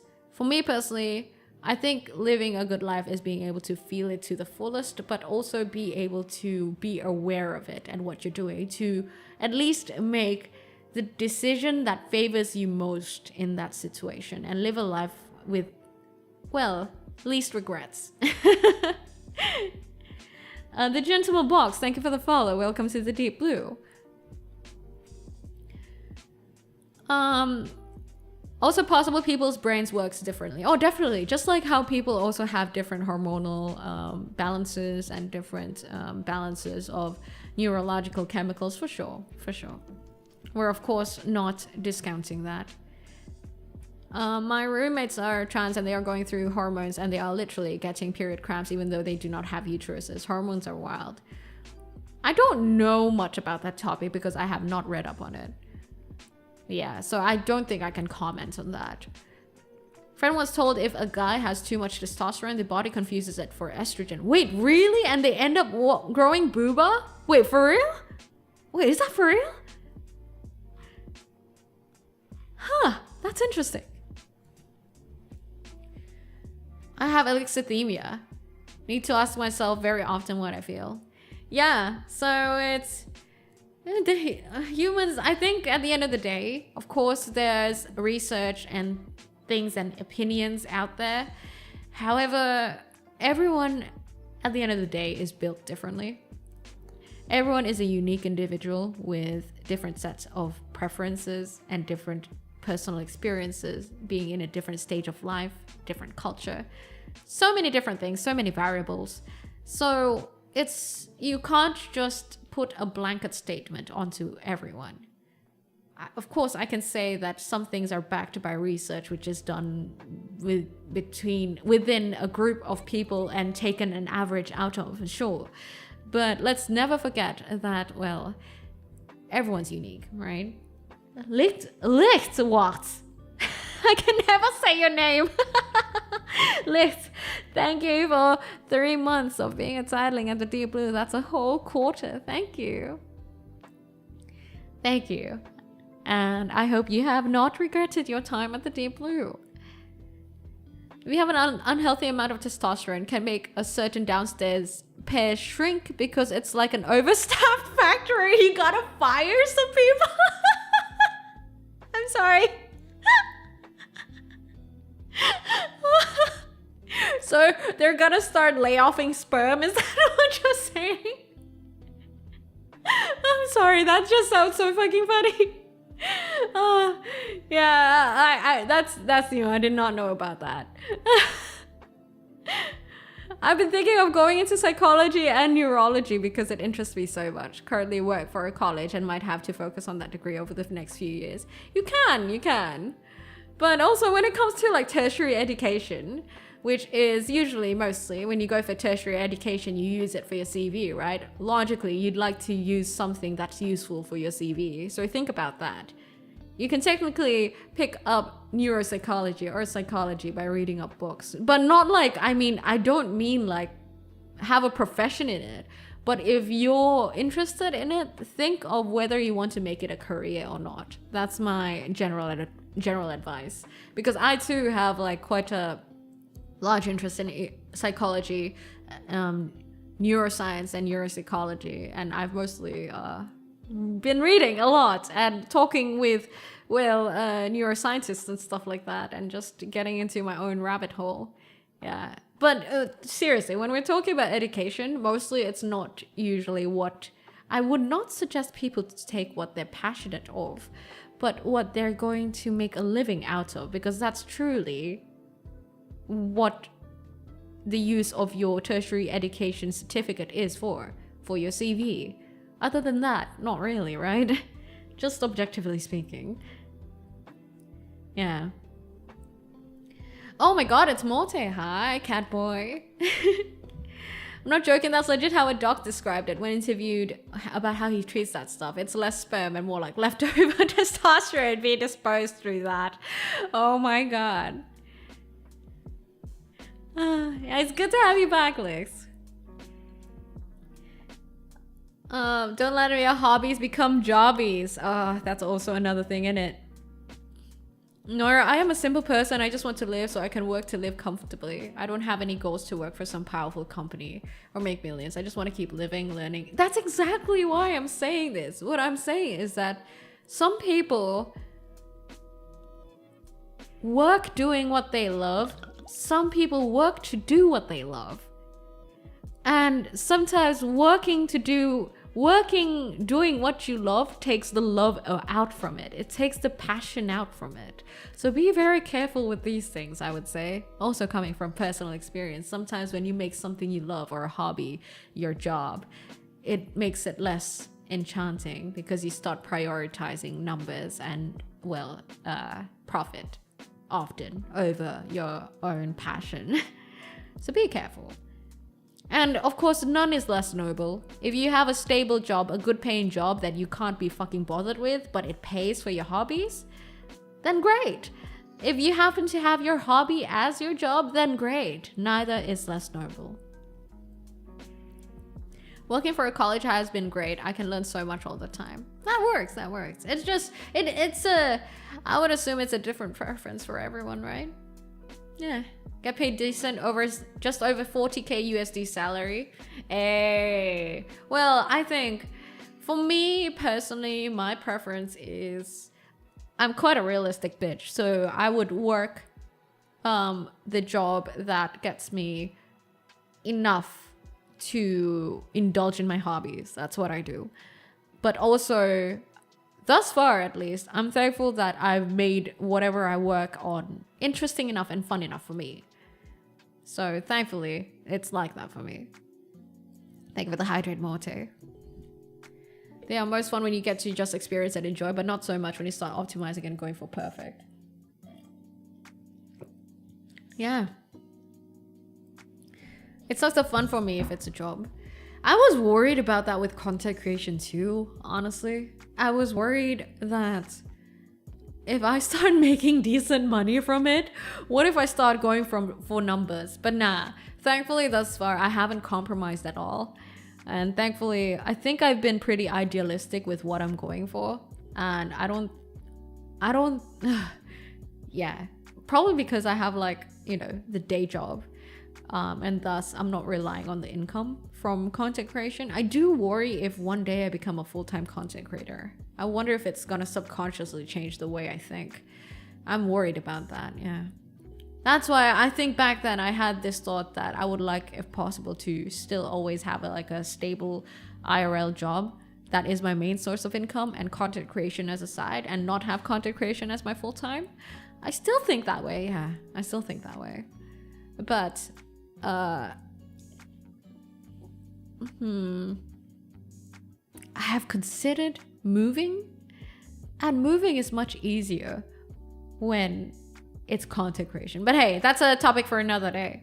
That's not anytime soon anyway. So yeah, for the near future, no, I don't see my content creation being a full-time job anyway. So I'll always have a a proper job to, not a proper job, sorry, a job with a decent income to fall back to, just so I can keep doing what I love, right? Hardcore go-getter, you have so much drive. Me? Drive? You just don't see the amount of times I laze around. But hey, I don't let you guys see that anyway. Trust me, even your sea fox goddess has her off days, and even she has her slow days. It's only human. Even Steve Jobs had his off days. You know, it's very human to do so. I know people who have their hobby as their job and then come not love their hobby anymore because of it. Yeah, it's a tale as old as time, honestly. If you'll apply for the job, what is the bare minimum when it comes to your cutoff of paycheck? Wait, what do you mean? Apply for the job. Apply for what job? What do you mean? The best step, if you go full-time, split your job in half. Half the work as a job, the other half of what you want to do. And if you want is to take a break from content creation, then you step away. The thing is, like with content creation, it's very much like a around the clock thing. Meaning, and that's also another thing I'm worried about when it comes to full-time content creation. It's round the clock. And if you look at streamers, a lot of successful streamers stream like 6 to 8 to 12 hours a day. Every day, even, because they're worried that the day that they step off of streaming, people would go watch something else, you know. And I don't think I can live that lifestyle. Like, I think I've mentioned this a few times before on stream. I do believe that to stay interesting and be able to provide valuable entertainment as a streamer, for me at least, I feel like I need to constantly experience new things in my life. So I have stories to tell and I have new perspectives on the time to indulge you guys in. So becoming a full-time content creator, I'm worried that that balance might get fucked up. And I just worry that whatever sort of value that I provide will just be gone, I guess. What's the minimum wage you'd accept? Honestly, I don't know. I haven't thought that far. So I don't know, Kenjit-sama. I don't know what minimum wage I'd accept.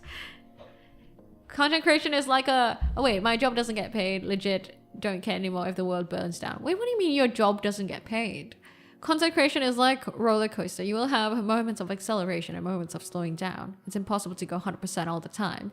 Humans ebb and flow. Content create the same way. Yeah, I think that's just the general entertainment industry, isn't it?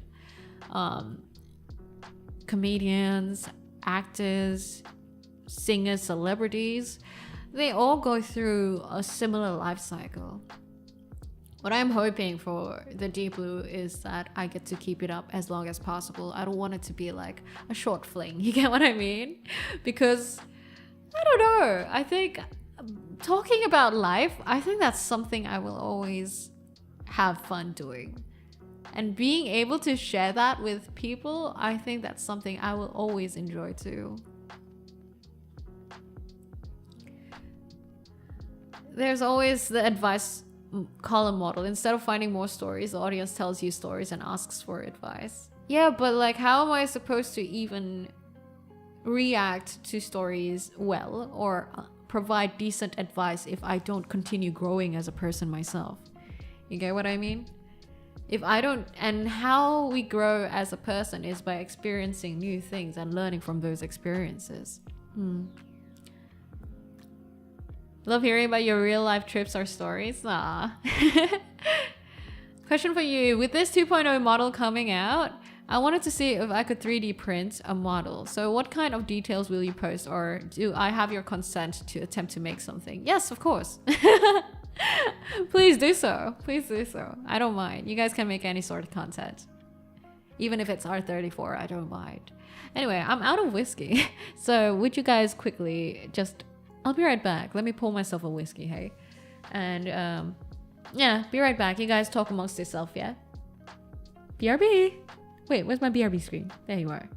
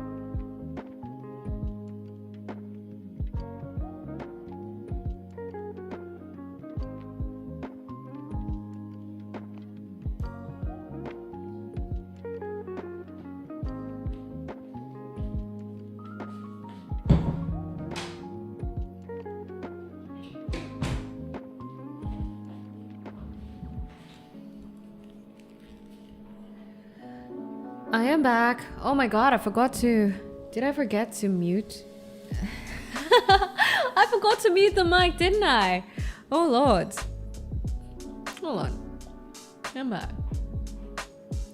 You guys didn't hear anything, right? What have you guys been talking about? You know, suddenly as I was actually feeling... Wait, I also forgot to reduce the volume of the music, sorry. You know, you guys just heard my door, that's it, right? Shadow the Hedgehog. Thank you for the follow. Welcome to the Deep Blue. You have a fridge? You hear my fridge? I don't know if I'm going to be able to join it on future streams starting next week because I'm going... What? But hey, even if, the VODs will always be there. But shit, what was I saying?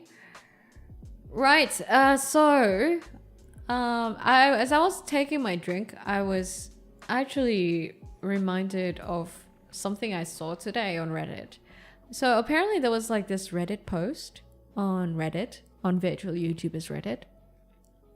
And it was like it was asking for suggestions of say so VTubers or something like that. And someone tagged me in it. I have not responded to this yet, but I just saw it. Someone tagged me in it. And apparently that someone thinks that I am a say so VTuber. Well, I am fucking honored. And I would have never thought that I'd be a say so VTuber. Just got a job at a prison. Oh my god, you scared me, mate. You scared me. No worries. Votes are always there. I hope the job isn't too bad. Maybe we heard more. Maybe we heard the neighbor outside the front door. Sure. Something else that I have become aware about with watching streams becoming a big part of my life. I'm so demi it isn't funny, and I think a lot of more people are finding this out because people are getting crushes on streamers when the streamer is just a personality behind a VTuber model. Just being in the presence of some personalities make me happy. Makes my day so much nicer. That's quite wholesome, man. That's quite wholesome. Compared to some you defos are, honestly, if I'm say so, I would not be talking about R34 and be swearing so fucking much. There must be. I don't know if the right terminology is say so. What's the opposite of say so? Unsay so? Like what? Lewd? Isn't that too much of an extreme? What's in the middle? What's in the middle of all of that? See, that isn't lewd. Yeah, but why is it like 0 or 1? You get what I mean? Sussy is in the middle? Am I sussy? Am I not? I don't think I'm lewd? Question mark. I don't think I am. I don't think I am. Middle is mature. Mature, huh? Cause I think yabai. Am I yabai? Yabai ka? Because I think I've always made it a point that I want people to be at the Deep Blue, not because of my... Sure, you can be here for my boobs, but I don't want it to be like the main statement of the Deep Blue. You get what I mean? The topics, the vibes, the aesthetics. I want that. I want to be sexy without looking sexy. I want to be hot without looking hot. Hey, if I look hot... Either way, I mean, you know, I'm not complaining, but I think there are many ways to be sexy and attractive without it being visual. Who's the person who gives games the age ratings? We need them to review Noira. You talk about some unsay-so subjects, but it's mainly thirsting. Oh yeah. Wait, is thirsting unsay-so? It's called the Deep Blue, but not the Shallow Blue, and not the Mariana Trench Blue. Nora's neither say-so nor yabai. She's just mature. Yeah, I'm just old. That's what you guys are saying, right? Also, hi, Kale. You do look hot, though. That's why we need body pillows. Yeah, you'll have to wait for 2.0. If the Deep Blue grows enough at 2.0, then we can have plushies. We can have body pillows. We can think of other sorts of merch. Calm devotee, thank for the hydrate. I shall drink. Boobas are great, but the yapping here is the best. Ah, he's here for the tattoo. Oh, you like the tats? Yeah, but I truly believe that like people can be hot and sexy without looking it. And I think that's the best kind of hot and sexy. This applies to everyone, by the way. Looks are a bonus, of course. But I think it's more of a... It's always the best when someone is hot and sexy, not because of their looks. It's like there's a sort of intrigue brought about and a sort of, well, something alluring about it. Maybe that's just my preference. Noira is exactly as Benjamin Franklin described. The mature lady. I want to take a tattoo on my left face that looks like a battle scar. You want to take or make? I don't look like a battle scar. I don't know about face tattoos, but hey, if it makes you happy. Noira makes everything 35% sexier. Oh, and that's Papa Kale talking. Damn, my parent Kale talking. I am honored. I am honored. And I hope that I can do the 2.0 justice, Kale. I came here for chill talks and good vibes. Yeah, that's what I at least try to convey, right? Daydreams and escapism. Escapism and daydreams. The escapism part being the vibes, the aesthetics. The daydreams being the stuff that we talk about. The tattoo did catch my eye. Yeah, it's like the tattoo is like the part that people hate drawing the most. When people draw me or like people make fan art for me, it's either they make a pose where they don't have to draw the tattoo or they forget the tattoo. Hi there, Hermans. Someone also, I think, tagged me on a Reddit post saying that they like my design. And I think actually a lot of you guys have said that you like my design, and I really appreciate that, because when I was designing this beautiful sea fox, my beautiful self, well, I did have thoughts where it's like, oh, is this are my boobs big enough? Number one. Number two, is this too simple?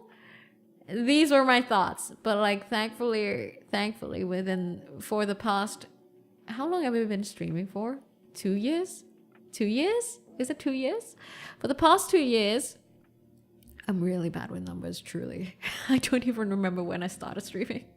Wait, let me go to my own website to check when I started streaming. This is how bad I am with numbers, okay, guys? Oh my fucking god. This is why I never remember historical dates. I can't remember even my own debut date. When the fuck did I debut? Holy shit. Okay, we're going on 3 years. We're going on 3 years, so it's like 2 years and a bit. Since 2022, 5th of November. Fucking hell. Yeah, since then, like, for these past few years, I've had those thoughts, but thankfully you guys happen to like the design. Konjiki, thank you for the follow. Welcome to the Deep Blue. Hold on, I missed a lot of chat. It's so complex. Yeah, my tattoo design is very interesting to me. Like, gives mommy or big sister vibes the first time I see it. Ah. Did you start streaming at around 2022? Oh my god, you guys remember my debut date better than I do. That's fucking crazy. No, you're actually right, Night Shadowblade. I'm the one in the wrong here. I don't remember dates, man. What is this kind of booba insecurity that tells you to make them bigger? I don't get that, honestly. Because I can't help it. Like, I see other VTubers and they have bigger boobs than I do. And I'm like, should I be getting bigger boobs? It's just the peer pressure, you know? I found that the way to find out how lewd someone is, you have a glass of alcohol, a hentai, and a sex toy in front of you. What are you comfortable talking about? Alcohol. I mean, I don't mind talking about hentai. It's not as if I've never talked about hentai. Sex toys, not a bit too much for me. But like, I don't mind. I have talked about hentai before.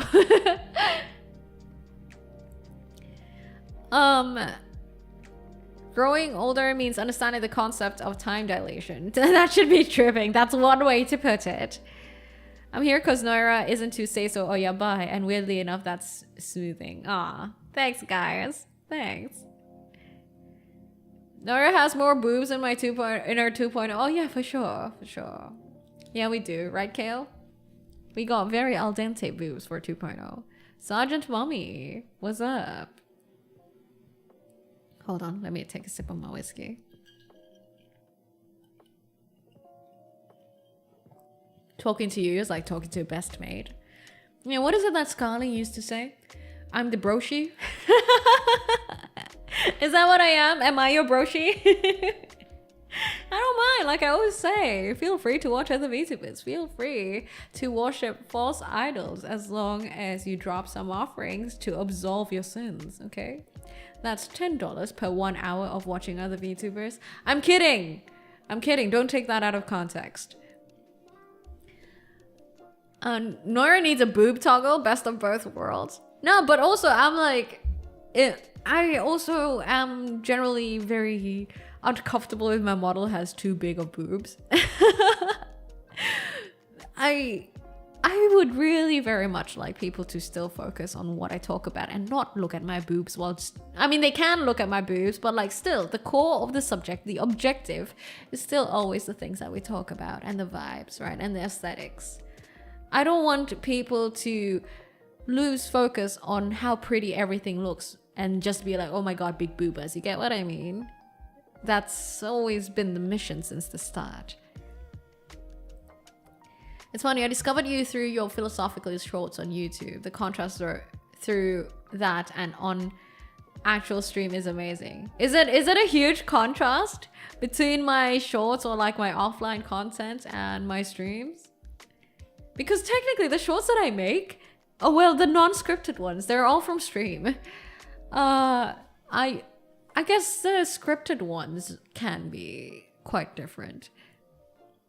You need to make some back transfers though. No, please. I'm kidding here. I'm kidding.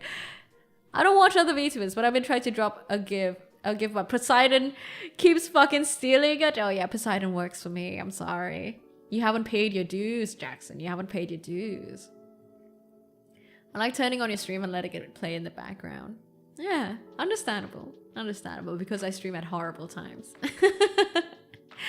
I mean, I stream during times where people would either be at work or like be doing their morning chores or their morning dailies, you know? So it's understandable if I have like a huge collection of lurkers just being on stream. I would do the same thing. My friends think I'm weird. I look at boobs and it relaxes me. I find them just enjoyable to look at. Oh yeah, wait until you have them as stress balls. One thing good about being a woman is that you can touch your own boobs. Trust. You'd think that, you know, if you had boobs your whole life, you'd just be like, ah, whatever. Nah. We appreciate our own boobs. Truly. I feel like it's still in character and such a vibe while giving insight on life advice and the like. Yeah. I think I hope that at least it still feels standardized. That's what I go for, I think. With all my content, be it on the stuff I post on social media to what I stream or how I stream to the stuff I post on YouTube. I think I try or hope that it stays consistent and standardized so that wherever people discover me from, they can find the same thing everywhere. You get what I mean? That's what I try to do. But hey, I can only do so much, right? And at the end of the day, it's you guys who are watching. So yeah, what do you guys reckon? Do you reckon there's a huge difference between platforms or like the stuff I upload versus my streams? My ex used to let me play with this and I legit only use them as stress relief. That's fucking crazy. But also understandable.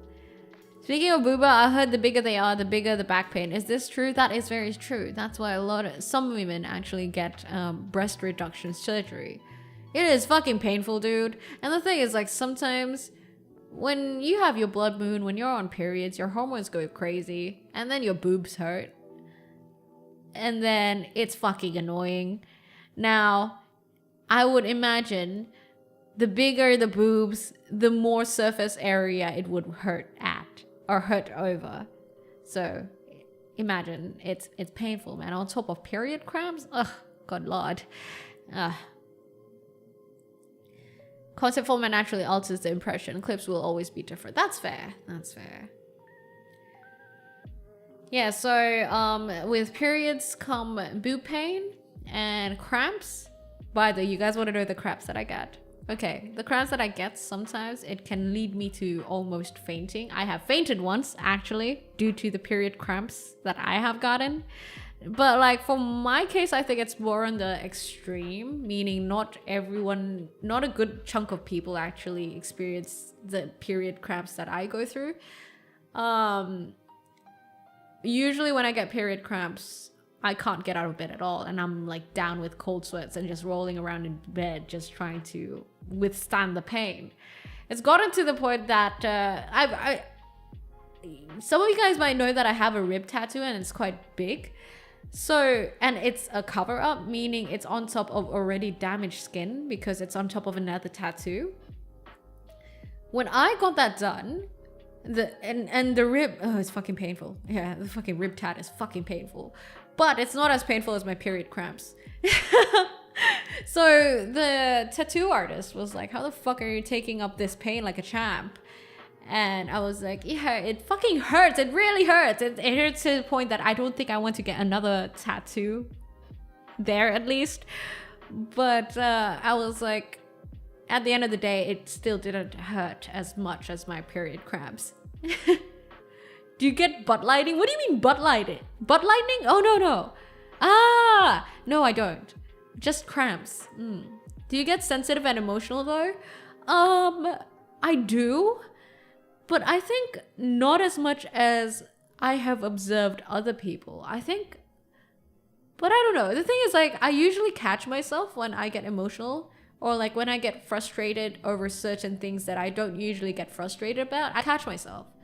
Just like sometimes how I catch myself when I'm accidentally interrupting other people or I'm talking too much over other people. In that same sort of way, I subconsciously catch myself before regretting it. Sometimes, of course, it just happens spontaneously. I might get angry over little things, but I would be quick to apologize because I realize that I think it's hormonal. Yeah. Why did you get it in the first place? Or is that too personal? Wait, do you mean the tattoo or my period cramps? Yeah, I've heard of the butt lightning. How, you may ask? Well, there's a whole subreddit about people talking about periods on Reddit. And you can see the myriad amounts of women just talking about their different experiences with cramps. That makes me a little sad that the sea fox goes through that much pain. Thankfully, ibuprofen exists, right, guys? So maybe another thing that you guys should be offering me, other than blood, to the shrine when the blood moon appears, is maybe ibuprofen. Ibuprofen helps a lot. It's the only thing that keeps my pain down, seriously. Paracetamol is bullshit. Ibuprofen is so good for it. And how do I know that? I learned about it from Reddit. Ibuprofen. It's powerful to have self-control. Like, you recognize the feeling and have the power to control it. Exactly. Emotional awareness, right? Emotional awareness and being able to make decisions from it. Of course, yes. So the title is Whiskey Thoughts, meaning we're doing shots? No! Who said we're doing shots? We're all about moderation here and having good conversations. Have you tried taking a muscle relaxant during your period? Yes, I have. It did nothing. So only ibuprofen helped. I've tried so many different types of possible pills and only ibuprofen helped. Have you tried pink Panadol? Yep, didn't help. Paracetamol doesn't help me at all. We need to send ibuprofen to the shrine. Yeah, so during a blood moon, still send alcohol, of course, because that's a pain suppressant in itself. There's a reason why, well, in movies you see people chug a shot when they need to get amputated or something, okay? Just saying. And do still send drinks, but also send blood donations and also send ibuprofen. Thank you very much. Thank you, by the way, for the message effect. Calm devotee. Here's some bits for the meds. Thank you. I have my stash of ibuprofen, don't worry. Please don't take it together. Oh, nah, for real. Yeah, nah, don't worry. I won't. I'm a wise sea fox after all. I'm a wise sea fox. I know my balance. I know my dosages.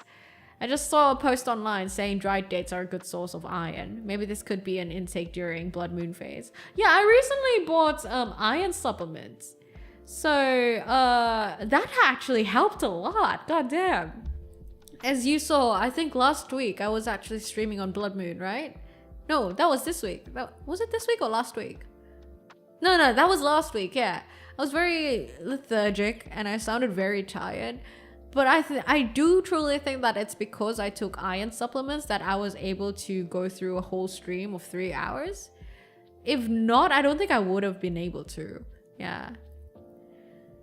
Do you like chewing on ice? Nah. No. I don't chew on ice.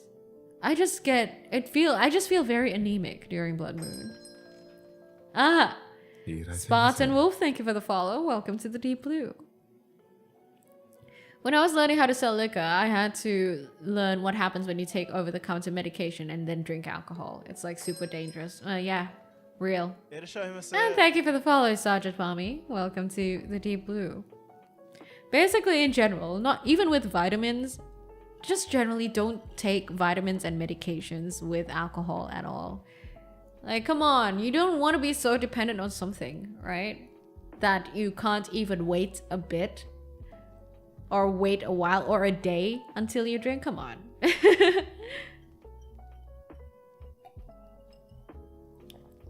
Yeah, thankfully, last blood moon phase, it wasn't too bad. The pain come and goes. It's like fucking RNG, man. It's like if I roll a fucking nat 1, the pain hurts like fucking crazy. If I roll a d20, I'm like as good as normal. Remember, calcium dictates how well you absorb iron. You need calcium to keep iron in your system. Oh yeah, I also take calcium supplements. You guys want to know what supplements I take? I mean, maybe you guys might learn a thing or two from it too, or maybe get some inspo on what supplements you should take. I take fish oil, even though there's debated proof of it actually doing anything. But hey, I take it anyway because I've already bought it. I take fish oil. I take fish oil, I take magnesium, I take calcium, vitamin C, evening primrose, because some people have told me that it could help with my periods. It has not, but I've already bought it, so I gotta eat it anyway. What else? And iron, yeah. Those are, I take those. Yes, vitamin D apparently is one of... It's vitamin D and... There are two things that you don't really get as much. I believe it's vitamin D and something else, I can't remember. But basically, in general, humans just have a lack of vitamin D. So vitamin D, I think, is one of the must-haves that you should have when you're taking supplements. The other one is, I can't remember off the top of my head for some reason. Is it magnesium? I can't remember, but there's two particular items that humans are generally always lacking. Oh my god, Cran, you come over just to say that? My mods, ladies and gentlemen. Fish oil and magnesium? No, because like magnesium supposedly can help with your mood and help with sleep as well. Are! Sayajan, thank you for the super chat. Super chat to arigato. Thank you for the super chat. My lord. I became interested in you because of your... Hold on, I missed that. I became interested in you because of your eloquent YouTube shorts explaining things. Your voice is very calming. I like hearing you talk about educational stuff. So I never really thought about booba until now. You do look nice too. These... Oh wait, you can't even see my booba. Oh my god. I love that. I actually love that. The fact that you only notice that I look nice now. Thank you. That's a compliment. That's a compliment. I love that. Thank you. Thank you. Thank you for offering towards the shrine. I appreciate that. Isn't that the highest form of compliment anyone could get?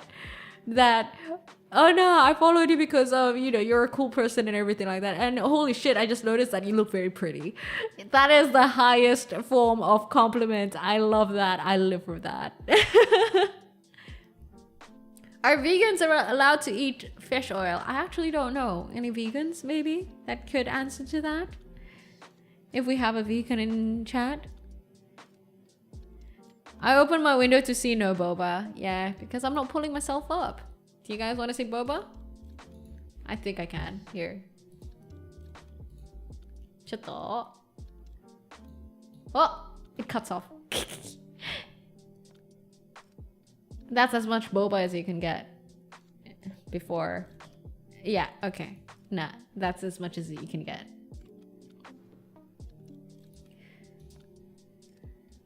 Vegans can't eat honey, so I don't think fish oil is on the cards. That's fair. That's fair. They say they sell algae omega-3 tablets, so vegan friendly.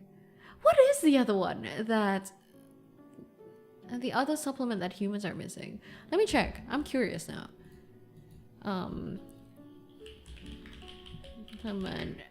Vitamin D.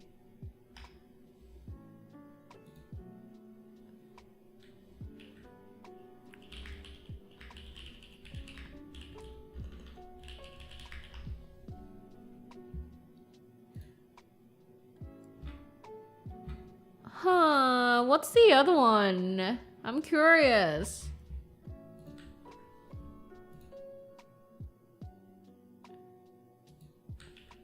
Most likely to be deficient. Humans, vitamin D.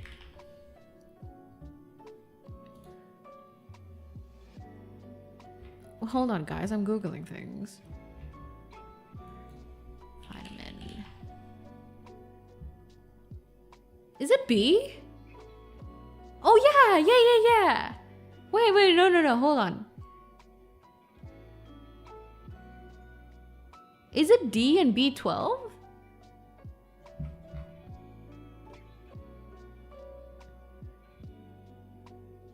Seven nutrient deficiencies that are incredibly common. There's iron deficiency for women mostly, apparently. There's iodine, vitamin D, vitamin B12, and calcium, and vitamin A. Oh, it might be calcium and magnesium. Or was it? I have no idea. I don't remember, guys. I'm sorry. But there you go. TLDR of seven supplements that you could be, might consider taking. I already take magnesium and stuff like that. So yeah, I don't remember, unfortunately. Your sea fox has a very riddled memory. I sometimes have a hard time differentiating between vegan and vegetarian. Oh yeah, tell me about it. Me too. I drink a lot of Monster Energy, so I don't like vitamin B6 and 12. Dude, the sugar from Monster Energy, please. Sugar fucks people over so much. You can, if you want to know why, you can look it up on YouTube. So the effects of sugar and why sugar is bad in a humane sort of way too. Because apparently the way that we make sugar is...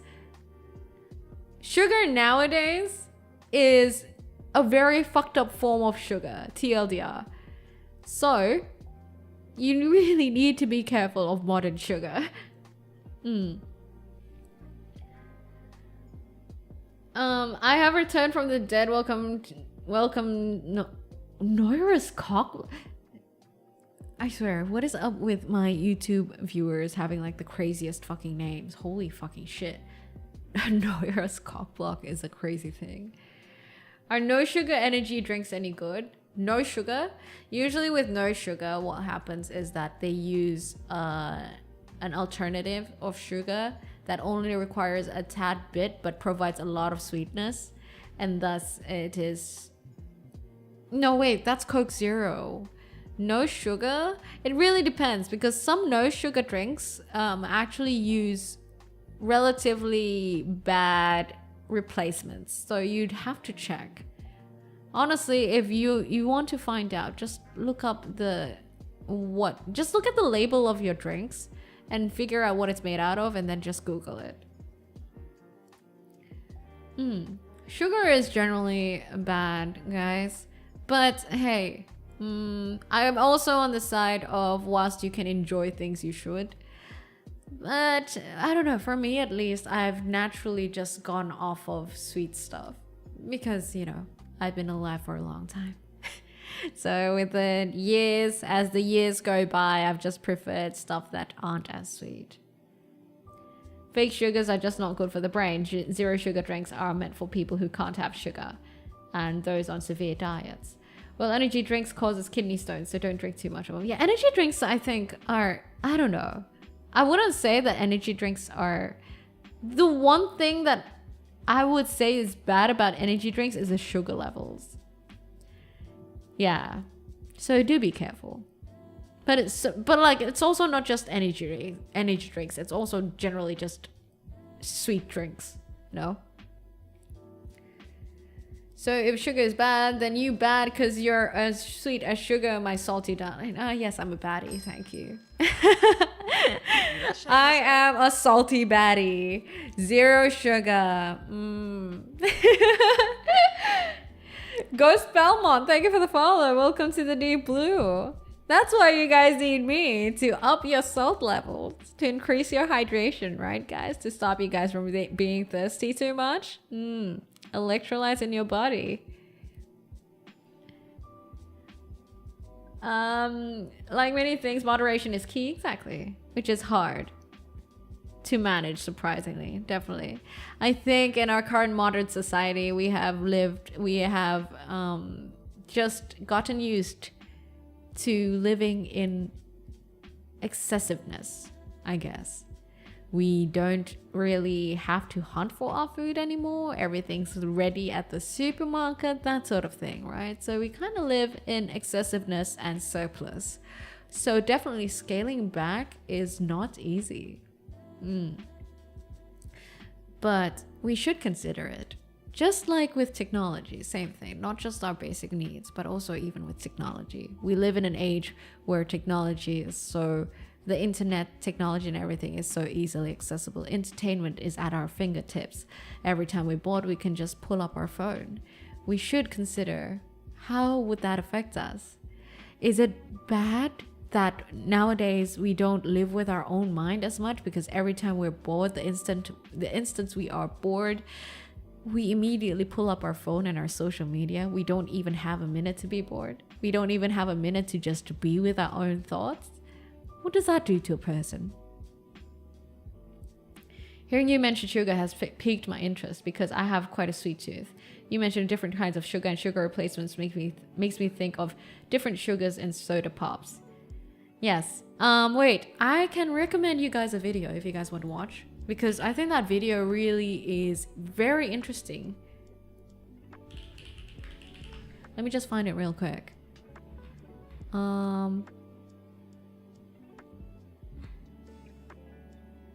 Where is it?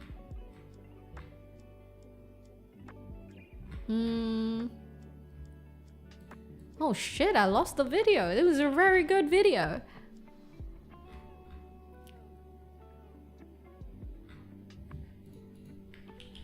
Hold on, I'm looking for it.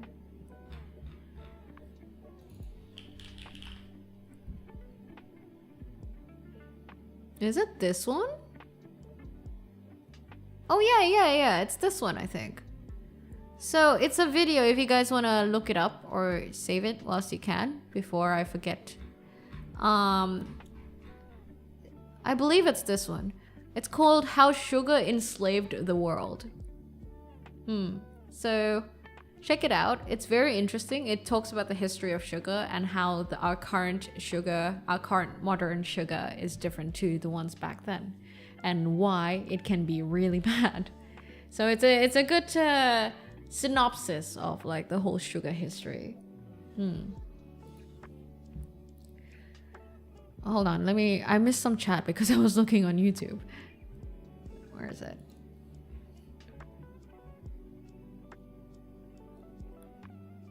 Also, one of the sugar replacement was meant as a crop pesticide, but during the creation, one of the people asked to test it and misheard it as taste it and found it was really sweet. That's crazy. I did not know that. I drank whiskey while standing in the rain. I was listening to the birds and sound of the city. It's so nice to be in that moment. Ah, for real, for real. No, but going back on the conversation that I mentioned earlier about just us nowadays in our current modern times not having much time to ourselves. We don't really have much time for we don't leave ourselves enough time for self-reflection and living with our own thoughts. We don't let ourselves be bored. Now, I know the mind can be crazy and just a whole lot to deal with. But have you ever thought that perhaps that it's a lot to deal with because we don't deal with it in the first place? We have grown so self-confrontation averse to the point that we can't deal with our own thoughts in our heads. I've been thinking about that lately because I've noticed that there's a trend of there's an increasing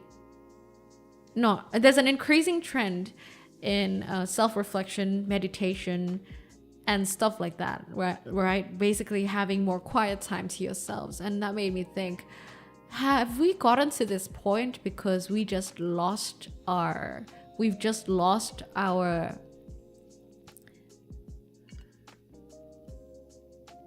habits in just being bored and living with our own thoughts because of perhaps technology and media?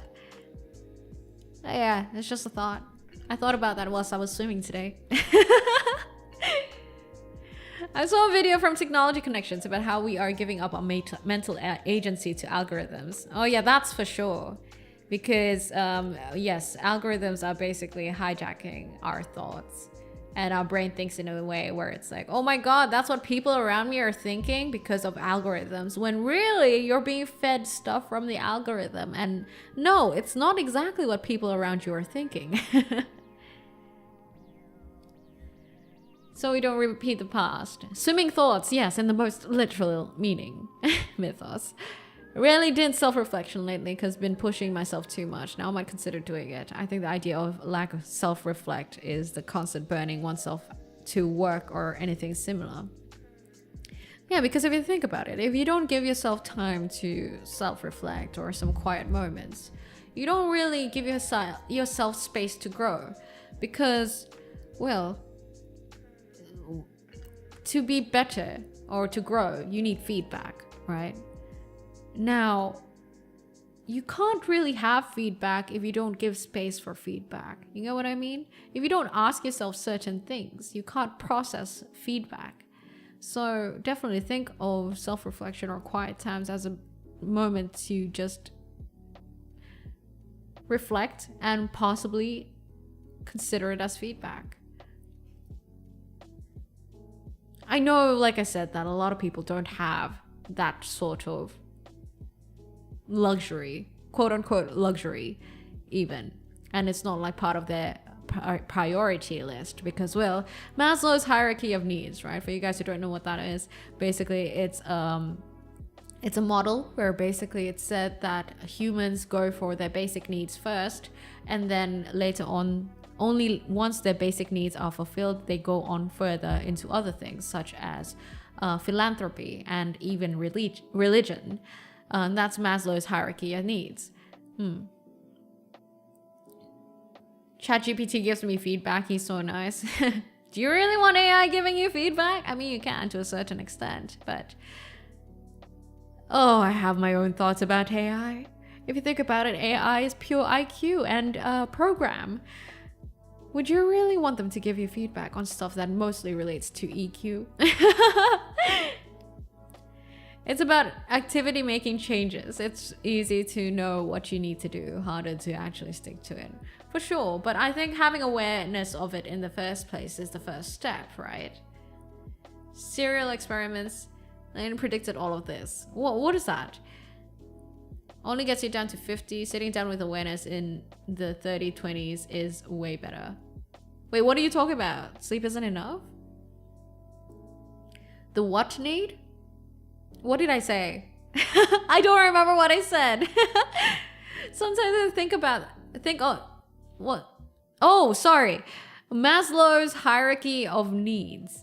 That's what it is. Maslow's hierarchy of needs. It's a pyramid model that's applied in psychology and a lot of other, I think it's just basic psychology if you've ever taken it.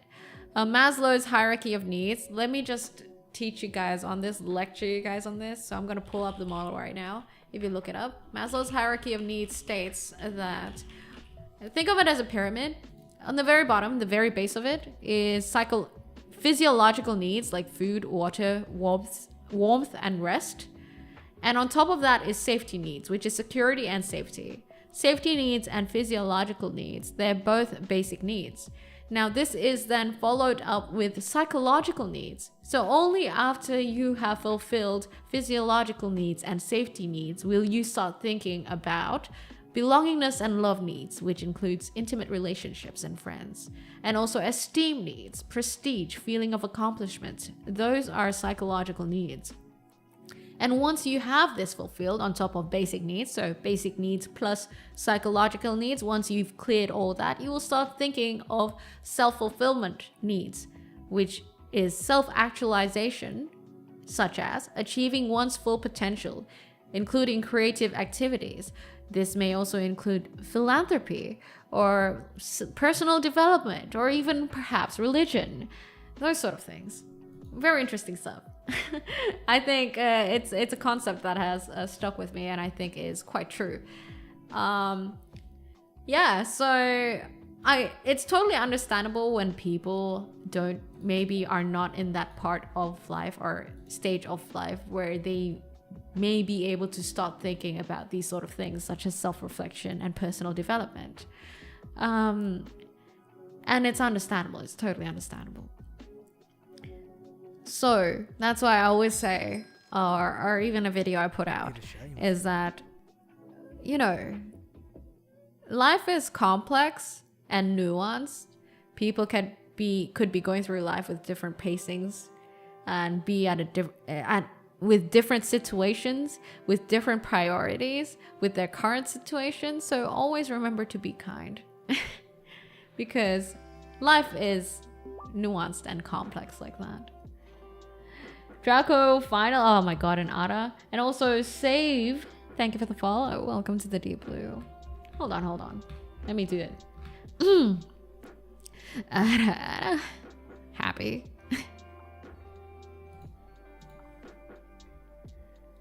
Yeah, Maslow's hierarchy of needs.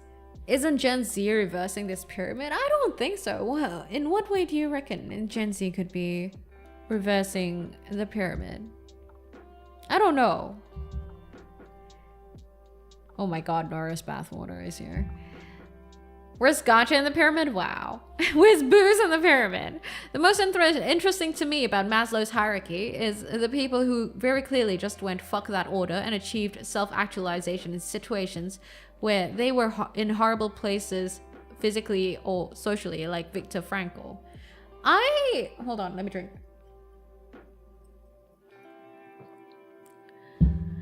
I haven't personally seen anyone go against the pyramid. Yeah, I've never seen anyone go against the pyramid just yet or like mess up the order. That's why I think that the pyramid makes sense. But mayhaps you guys have encountered someone who's like that. I personally have not, so I can't say anything to that. Did a quick look at it and I'm confused where I fit in to some of those. Well, I get the basic needs. Some part I just feel like missing, like either esteem or self-actualization needs. Yeah, I mean, it just means that you need to be able to go to the next part of the pyramid, you need to fulfill whatever's below first, right? If you guys look up the model. So it's, to put it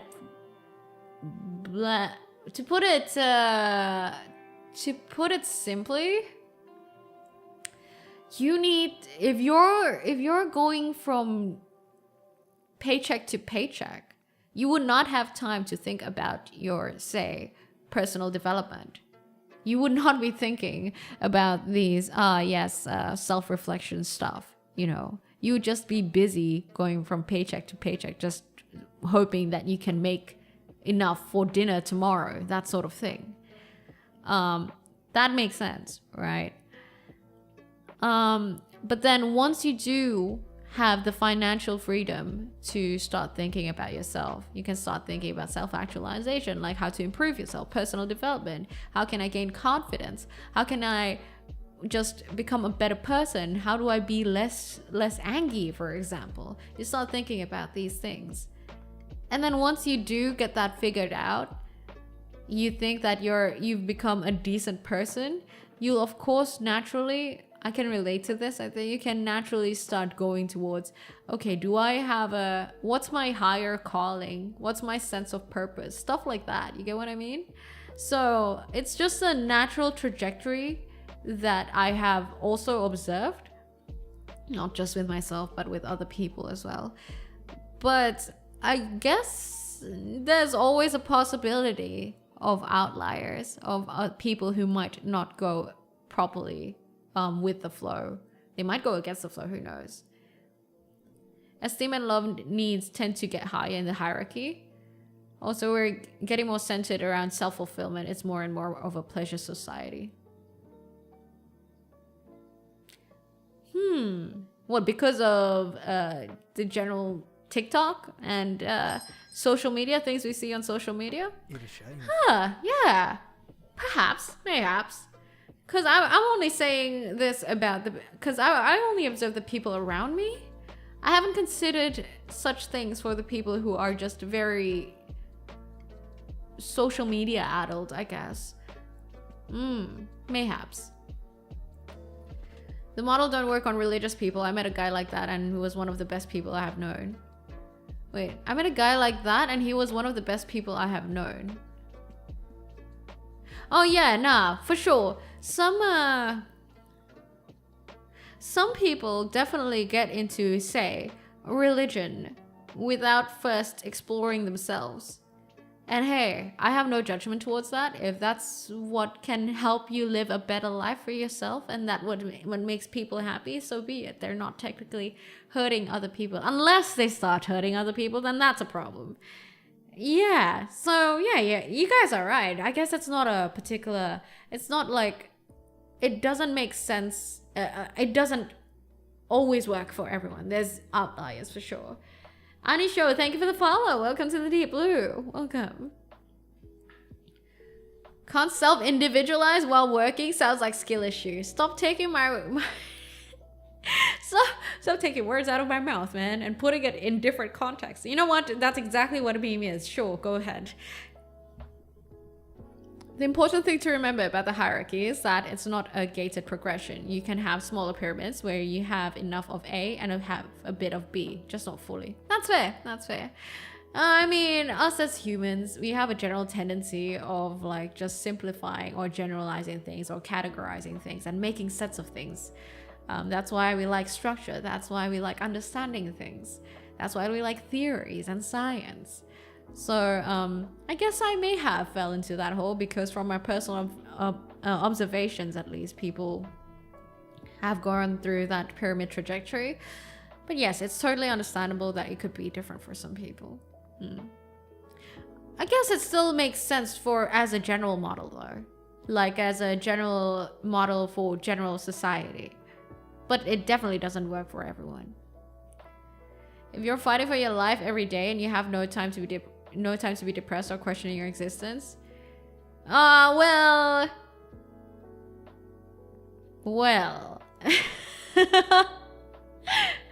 you know, there is a subset of people living in poverty who happen to have quite a good amount of happiness, but I'm not gonna detail on that. If you look up economic research and stuff like that, you can figure that out yourself. You can do your own self-contained research on that. It's quite interesting. There's always there are different sides of the spectrum actually when it comes to happiness. Thanks for the time check, Sheena. I'm still drinking my whiskey, so I'll just finish this first before we do end stream.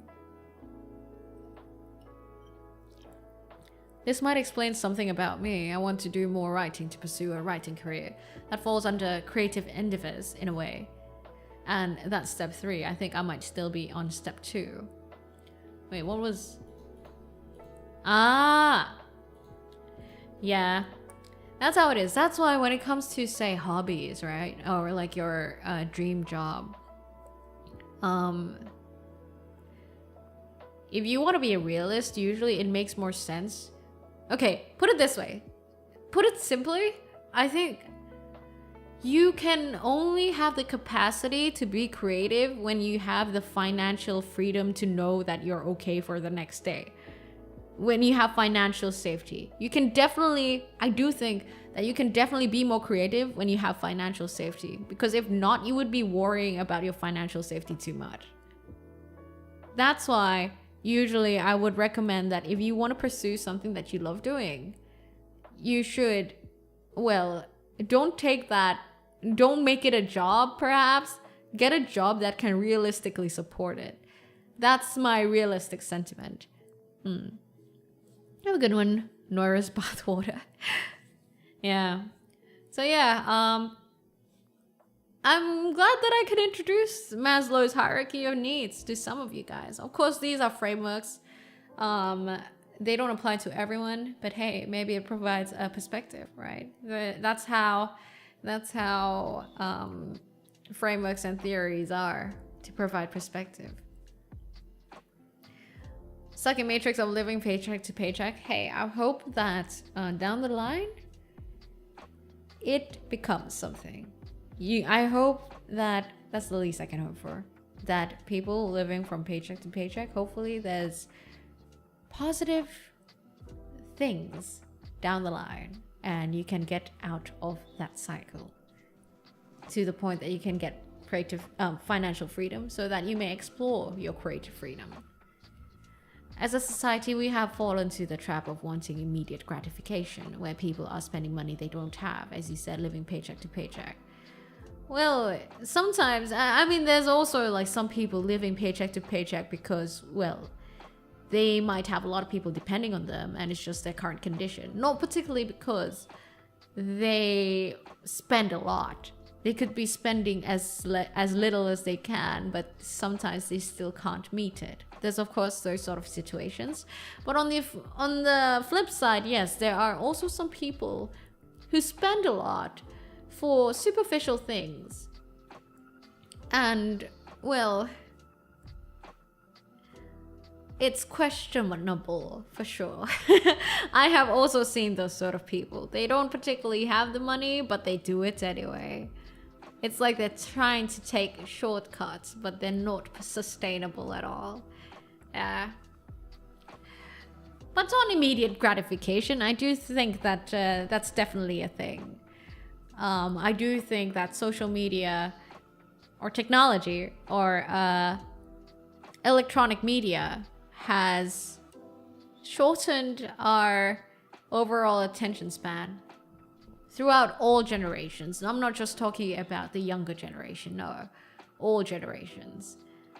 Because, well, yeah, you know, with the advent of TV, for example, that has made us more in tune into narratives than we ever have been before. If we could have tolerated long stories and long storytelling from our friends way back when, nowadays we're very much sucked into interesting narratives as in TV. You get what I mean? So it's always a thing. It's always a thing. Thus, we have less attention for our friends who don't make a good storytelling out of their stories. And then, well, with social media, with shorts and everything, or even videos on YouTube, we can't tolerate long watching hours anymore, which is kind of bad because that messes with your dopamine and your dopamine expectations in your brain, hey? And we're talking about neuropsychology. So the science behind it is that the longer you do something, the more dopamine that you start producing, right? When you do something and you get instant dopamine, it doesn't give a chance for the dopamine to produce at all. It's like, what's a good analogy for this? It's like covering up a hole, but you're not filling a hole. You get what I mean? So it's like you have a pothole on the street and then you just cover it. with, say, cardboard, but you don't fill the hole up, meaning that if a car drives by, it'll still fuck up the car, right? And it's still a fucking dent. So when, for example, you do a long burn, like reading a book, which takes a while for you to get into, that produces a steady flow of dopamine production that actually fills your dopamine needs, versus, say, fucking gacha games that gives you rewards for doing nothing. You just gotta tap it and then you see numbers go up. That's instant dopamine hit. So obviously the ones that actually fill your dopamine needs, actually sustainable, that's the better one, and that's the long-term one. One of the reasons that we feel shit is because nowadays there are so many dopamine hacks, from social media, your phone, gacha games, and everything like that. Even cigarettes are considered a dopamine hack, by the way. Don't worry, it's not like I'm calling out anyone. I do believe that everyone's going through this. I go through this too. It's still a struggle, for sure. But I think it's good to have awareness about it. I made a whole video about this, by the way, if you guys haven't watched it. It's called The Effects of Doom Scrolling. I explained the whole thing. And when I was talking to my psychologist, she actually affirmed that fact, saying that, oh yeah, when you wake up, that is when you start producing dopamine, when you wake up. So when you wake up and your brain's still producing dopamine and you hit that with your phone, which is an instant dopamine, it fucks up your dopamine production in the day and for the rest of your day. So that just pulling up your phone and like engaging with instant dopamine when you wake up is like the worst thing you could do. That's why you feel like when you wake up and you're on your phone too much, you start feeling shit for the whole day. So one of the first steps to stop feeling shit is to actually wake up and not use your phone. When you should wake up and do things that produce a steady flow of dopamine to support the already concurrent dopamine production as you wake up. Such as you can wash dishes, or you can iron clothes, you can do some chores, or get some things out of the way in the morning. Have a good one night, Shadowblade. For pay attention to a friend or coworker's story. Unless it's one of my interests, I honestly don't intend to be rude or self-absorbed. Yeah, and maybe, perhaps, I am obviously no psychologist. I think that if you think you have attention span problems, probably the best way is to actually consult a psychologist. They would probably be able to give good advice. But honestly, I too have similar problems sometimes. Like, I have problems with my, when I'm trying to listen into someone. But I notice most of the times it's just a matter of training your brain to be able to just get used to not having instant dopamine. Like, you get used to not having flashing lights and fucking skibidi toilets all around all the time to have to be able to pay attention. And that is a slow burn, honestly. And at the core of it, I have watched a video. At the core of it, you should get used to being bored. That's the extreme. Or you can scale down slowly. Like, rather than going for instant dopamine hits, you can opt for things that produce dopamine. Like, rather than watching shorts, you could read a book instead. Or like, rather than watching shorts, you could watch something like a movie. You can slowly train your brain to scale back, you know, and untrain it from instant dopamine hits. Yeah, I hate the word too, Mythos. But yeah, I also, obviously, I also think that learning to be bored or be bored with yourself is part of it as well. But you can't just go from instant dopamine hits addiction to just going cold turkey as fuck and taking away your phone. You get what I mean? It's unrealistic, so I wouldn't suggest it. Read manga and light novels rather than doom scrolling. That works. To be honest, yeah, manga, light novels work. E Trumpet, thank you for the gifted on YouTube. Thank you. Even are sponsor. Wait, what does that mean? What does that mean when someone becomes a sponsor? Wait, what? I don't even know what that means. Thank you, Ahmad. I don't know what that means. What does it mean when someone becomes a sponsor? Oh wait, they receive a membership. Oh, sponsor means that they have a membership. Oh, that's what it is. All right. One of us, indeed. One of us. Thank you for the gifted. That popped up last time. I didn't even know. That's a new thing. Yeah, watching movies or playing RPGs. These slow burns. Just think about what's a slow burn thing you could do. Currently, what are the instantaneous dopamine hits that you get, and what's a slower version of that? You can slowly scale back on it. Because I can understand. I think for a lot of people, self-reflection and just having a moment to just think for yourself and your own thoughts can sound so fucking boring.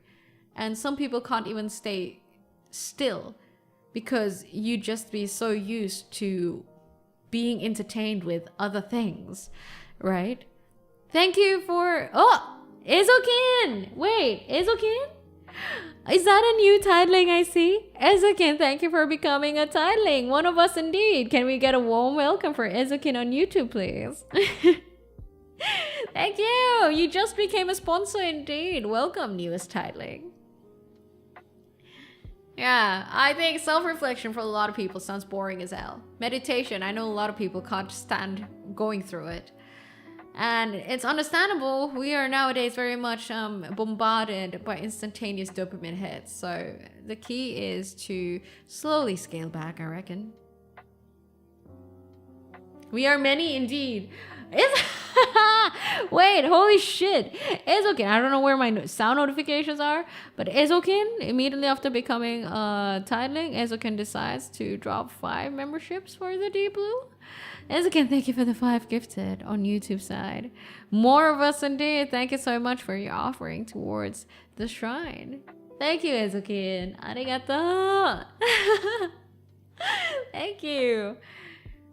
I'll drink to that. I'll drink to that.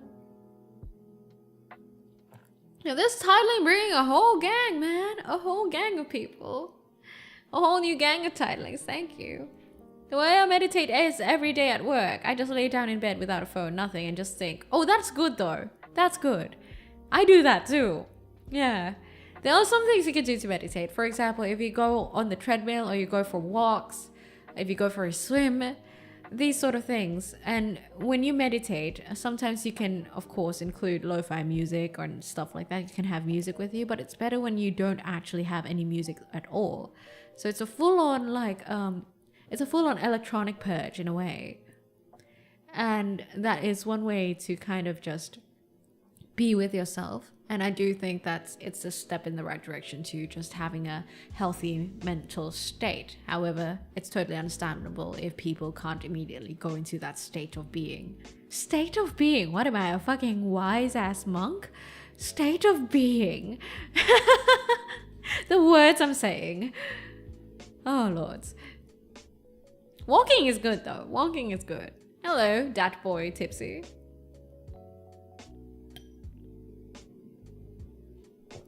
Me biking up the mountain with no mobile data tower.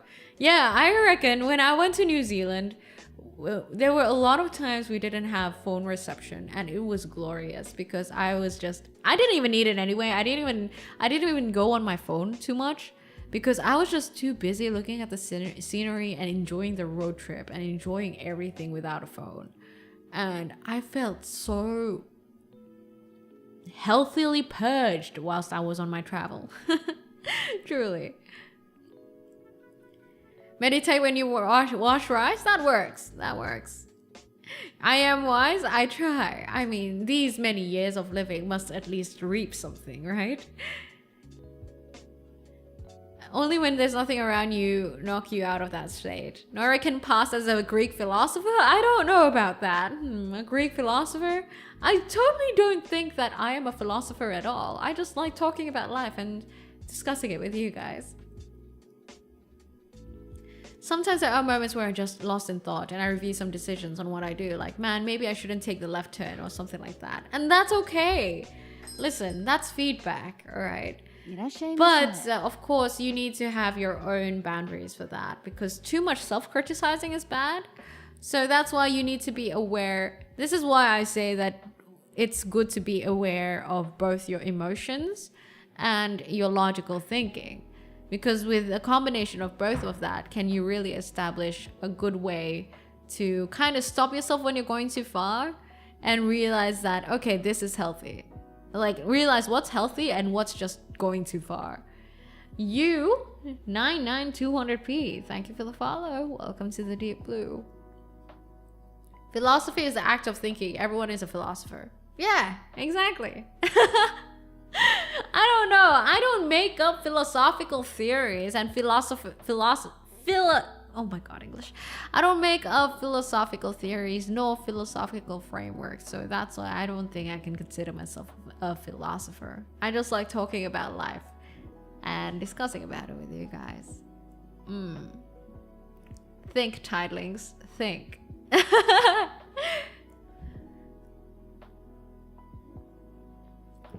Alright, let me chug a glass of water. Hold on.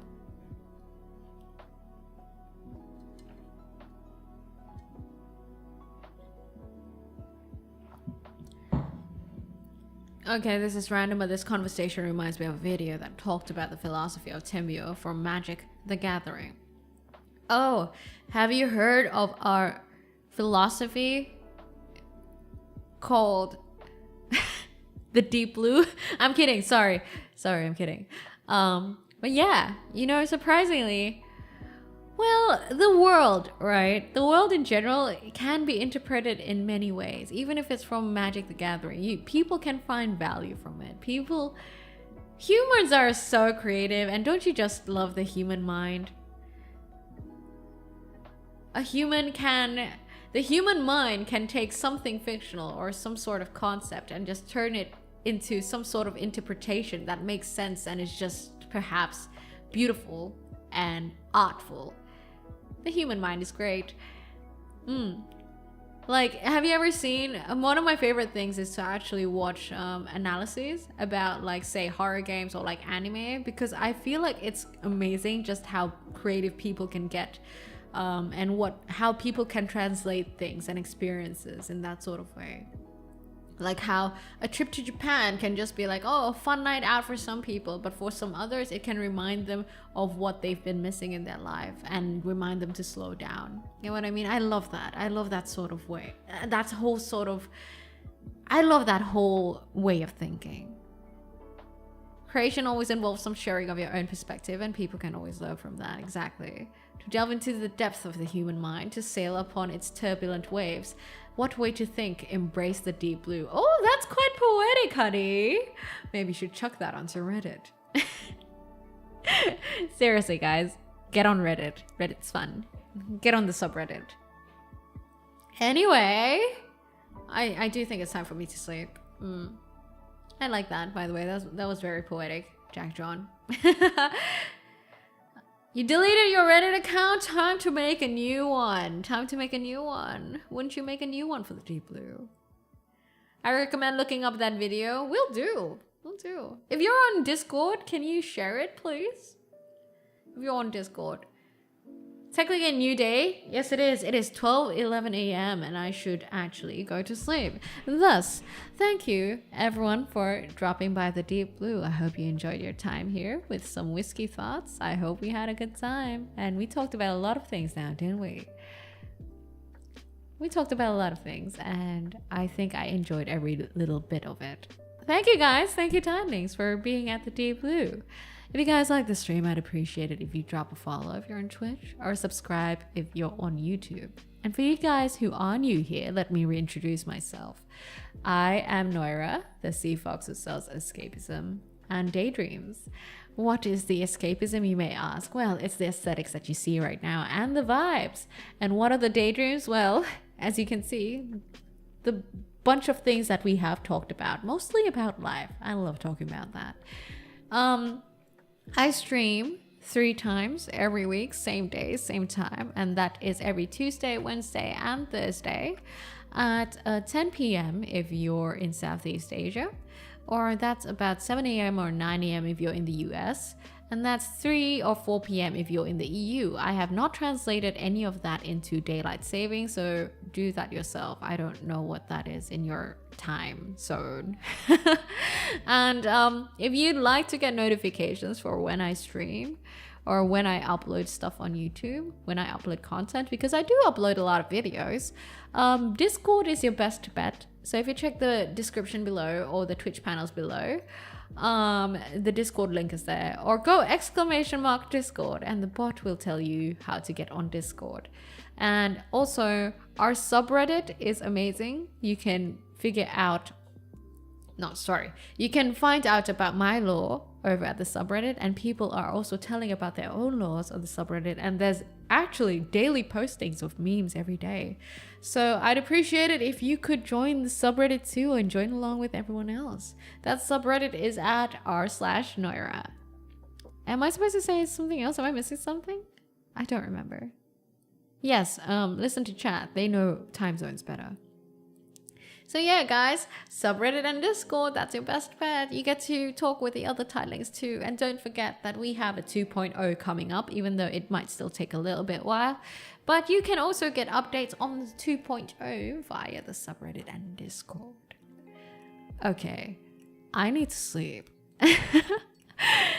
Thank you guys for being here. Let me find someone to raid. If you guys want to join the raid from YouTube side, come over to Twitch side, will ya? Who shall we raid today? Darika. Let us raid. Ooh. Oh, Sen is building Gunpla. That's fun, isn't it? Let us raid into... Let me just double check to make sure that she's not sleeping yet. Oh yeah, she's still going. She's still going. Let us raid into Sen. Sen is currently building Gunpla, and that's like a good time, innit? So, let's raid into Sen VT. Oh, did I spill alcohol? What the fuck? Anyway, guys, thank you! Thank you! It's been a great week, and I can't wait to be streaming again next week. Free talks are always so fun, aren't they? I wonder what I'll stream next week. If you guys have suggestions, chuck it over on Discord perhaps, and maybe I might humbly consider them. Alright, thank you guys, and I'll catch you guys next week. And don't worry, if you miss me, you have my YouTube videos, and you also have the subreddit and Discord with the other titlings, okay? I'll see you soon. Have a good one. Sayonara. Bye.